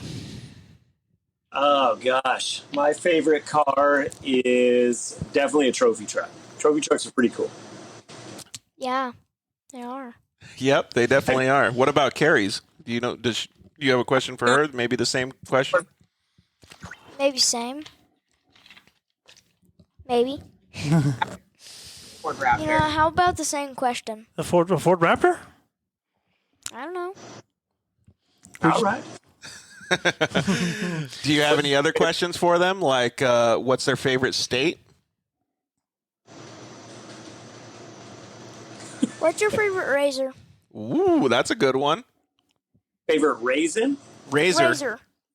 Razor. Ooh, gosh. I don't know. It's got to be the new two-seaters with the electronic adjust shocks are pretty sweet. Yeah. Cool. What about yours, Kerri? What's your favorite razor? Yeah. What's yours? Oh, what's mine? I'm gonna go the same thing. I like on the fly switch. That's pretty cool. She likes the oh crap button. Cool. What's one of your favorite things to do, Tyler? Off-road. Yeah, winner right there. Yeah, that's all I knows. What about Nice. bicycle riding and stuff? Do you like to do bicycle riding and things like that? I like to do BMX. All that stuff. Yeah. So did you hear what Oren just did? It's like phenomenal. Like you might get along with this. Kerri, can you please tell Tyler what Oren just did on a scooter? The 3-wheeler. On a 3-wheeler. It was Oh, it was a tricycle. 3-wheeler. Okay. Tricycle. So much more manly than that. Yeah. He did 3 360s in a row. Really? One-handed. Yeah. Wow. Yeah. That's crazy, all- right? Almost X Games stuff, buddy. It was pretty legit. Dude, that's nuts. And I thought it was on a scooter, but a 3-wheeler makes it that much more impressive, don't you think, Tyler? Yeah. Dude, what kind of, do you want to ask him like what kind of 3-wheeler it was so you know like what kind of vehicle he was on? I've only seen Hondas. Honda 3-wheelers? Yeah. So this looked like, you remember like your big wheel scooter you probably pedaled around when you were a kid? It had the big front tire and the little tires on the back. So it was like that, but with a gas engine on it. Yeah. Oh, Cool. that's pretty crazy, right? So we had some comments just come in. Actually, we're trying to get a little bit of rapid fire and then let these guys go to bed. But Ramon said ketchup and tapatio. I don't know how that doesn't sound good to me. Maybe this sounds good to you guys. And then Janet Kratz says, "What is the next adventure that you guys have planned?" So yeah, we actually are leaving Wednesday morning to fly out west to go to Parker. Oh, that's going to be cool. What's going to be like the process that you guys go through? Like, what's the normal? Obviously, you guys have a plane ticket and stuff, but you get a hotel. Do you guys camp? Yeah, so normally we'll do a hotel. Usually, if it's a Vegas race, something close to like Menzies shop or something like that, so we can try and be as involved and helpful as we can with all the pre-race stuff. So fly out, go, either check in at the shop or grab a rental car. For this one, we'll go to the shop, and there'll be a chase truck that will help get out to Parker once we land in from Vegas. And we'll go out, and then hopefully we can help the guys set up and get everything ready, and then get ready for qualifying and all that good stuff. And then after the race Sunday, burn back, and we got a freaking dark 30 flight back home Monday morning. Yeah, always works like that, right? So, Yeah. Tyler, do you have any other questions for them before we bail out? Is that a Jeep back there? Is that a Jeep? Yeah, it is. It's They work Cool. on Jeeps, a lot of Jeeps. Really? It's pretty cool, huh? Have you ever heard of what a V8 swap is? Have your dad ever told you about that? I don't know. Can you tell him what it is, Oren? It's when you take a really fast motor, like out of a Corvette, a big noisy V8, and put it in a Jeep. So it's a Jeep that goes probably faster than it should. Nice. Yeah, that is nice, huh? So, do you remember your dad's little Ford Ranger truck? The pre-runner? The white one? Yep. Yeah, I remember it. It's pretty rad, huh? Yeah. Oren really likes that truck, too. That thing probably went way faster than it should, too, huh? Right. What motor did you have in that thing? It was an LS too. Yeah. Oh, was it 2? Yep. Right on. Yeah, see, that's crazy, man. What, actually, I never asked you what shocks you had on that thing either. They were all Fox. Oh, were they? All Fox shocks, yep. Nice, that's cool. All Yeah, right, it was a good Tyler, car. one last question, bud. Maybe something about off-road or something about bicycle riding? I don't really know. You don't? Well, you're doing a good job, man. Yeah, you're doing great. I think. bud. What? How about something like what size tires do they usually put on Jeeps? That sounds like it'd be a pretty good answer. Sure. All right, let's hear it. Ask them. What size tires do you put on a Jeep? Usually they're either 37 or 40-inch tall tires. Cool. And what size tires does Kerri prefer? What do you prefer, Kerri? 42s. Whoa, Big ones. She, That's yeah, bigger than a trophy truck tire. Really? yeah, The 42 inch like this big, dude. It's huge. All right. Well, thank you very much, Tyler, for being the host of the show. We really appreciate you coming in and doing such a great job, dude. You're welcome. And thank you guys very much for joining us tonight. We really appreciate it, Kerri and Oren, for staying up so late out in Florida. You guys really are living your best dirt life, man. I think it's so cool that you guys are pursuing your dreams with Track and Trail Offroad. We hope that everybody can go on our social media, check out the links that we did to Track and Trail Offroad. Maybe Kerri can supply us with some of the old school pictures of the mud trucks, I think they were called. Yep. And we can poke fun at her a little bit online and give you guys some social media links to go check out some of the stuff that they're doing, because they really are building some really cool vehicles over there. And what was the social media? It's at Track and Trail Offroad? Yeah, at Track and Trail Offroad is a shop, and we appreciate it. Thanks for having us on. It's been awesome just getting to talk racing and off-road life with you guys, for sure. Yeah, Yes, man. thank you. Well, we really enjoy it. You guys did a fantastic job on the show. You got anything else for them before they take off, Joe? No, I think it's really great what you guys are doing over there, and best of luck this weekend over in Parker. And oh, wait, hope you actually, guys do well. before we sign off, Kerri, since I know you'll send me an email like super quick, I wanted to give you some of these. They're little basically dog tags that you can hang on your driver's suit or even in the Jeeps when you go off-roading. They have a little information for medical stuff. I was in a serious accident, and I could have definitely used these. These are super, super cool, and all they do is just hang on like your wherever you want, or you could even put them in the Jeep or something when you go on a trail. They're really, really cool, and we have a bunch of them, so I can send you guys some. Yes, please. That's awesome. Yeah, it's from a company called TactMed, and Josh is the owner of TactMed. He does all the stuff himself, just like the stuff that you guys do. He's Awesome. He's an active duty police officer, and he just wants to help people. So it's cool to help him support his new venture. Yes, that is awesome. So Absolutely. we'll send some to you guys. So we really appreciate it. Do you guys have anything else you'd like to say before we sign off? No, man, just thanks again, and hopefully we can bump into you, talk to you guys in person at an event or something, instead of just doing this new, I feel like we could call this virus style hanging out. Yeah, these Zoom type interview kind of things. Yeah. Well, we still really appreciate it, man. We wouldn't have been able to do this without you guys just staying up late. So thank you very much, and enjoy the pizza rolls if you get some afterwards. Yeah, we'll Yeah, see how exactly. hydrated we get after this. There you go. Awesome. All right. Have a good night. Thank you, guys. We'll see you guys later. See ya. Bye. Bye. What'd you think, Tyler? You can stay for a sec. I'm going to sign off the show. What'd you think about the show? Do you think it was pretty cool? You can keep those on. Yeah, put it back on. keep them on. What'd you think about the show? I think it was pretty cool. So did you like coming on the show, or did you like just hanging out while we were doing it? Both. Yeah, coming on's kind of cool, right? Because you get to talk to all these awesome people that we get to talk to, like Kerri and Oren. Right.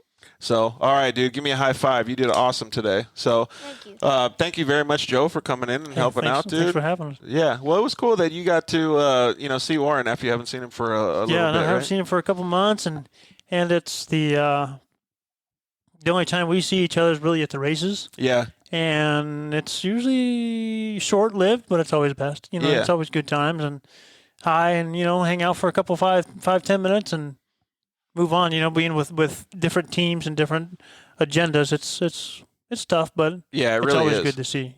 Yeah, it really is. So, okay, cool. Well, we really want to thank everybody for joining us. So thank you very much. And all these comments and everybody for joining the show and asking Kerri and Oren so many good questions and stuff. That was really, really cool. So thank you guys so much for being a part of the show tonight. Thank you very much to our sponsors. We really want to keep all that stuff going. We are currently going to be looking for and having meetings for some new sponsorship stuff. So that's going to be pretty cool to see who else wants to join the program. I'm excited about that. I kind of feel like it's doing it like we did our race program, right? You get excited about these new opportunities. So it's really cool. And we couldn't get those sponsors without all you guys listening. So thank you very much. Thank you to Shock Therapy. Thank you to KMC Wheels. Thank you very much to the guys at Zollinger Racing Products.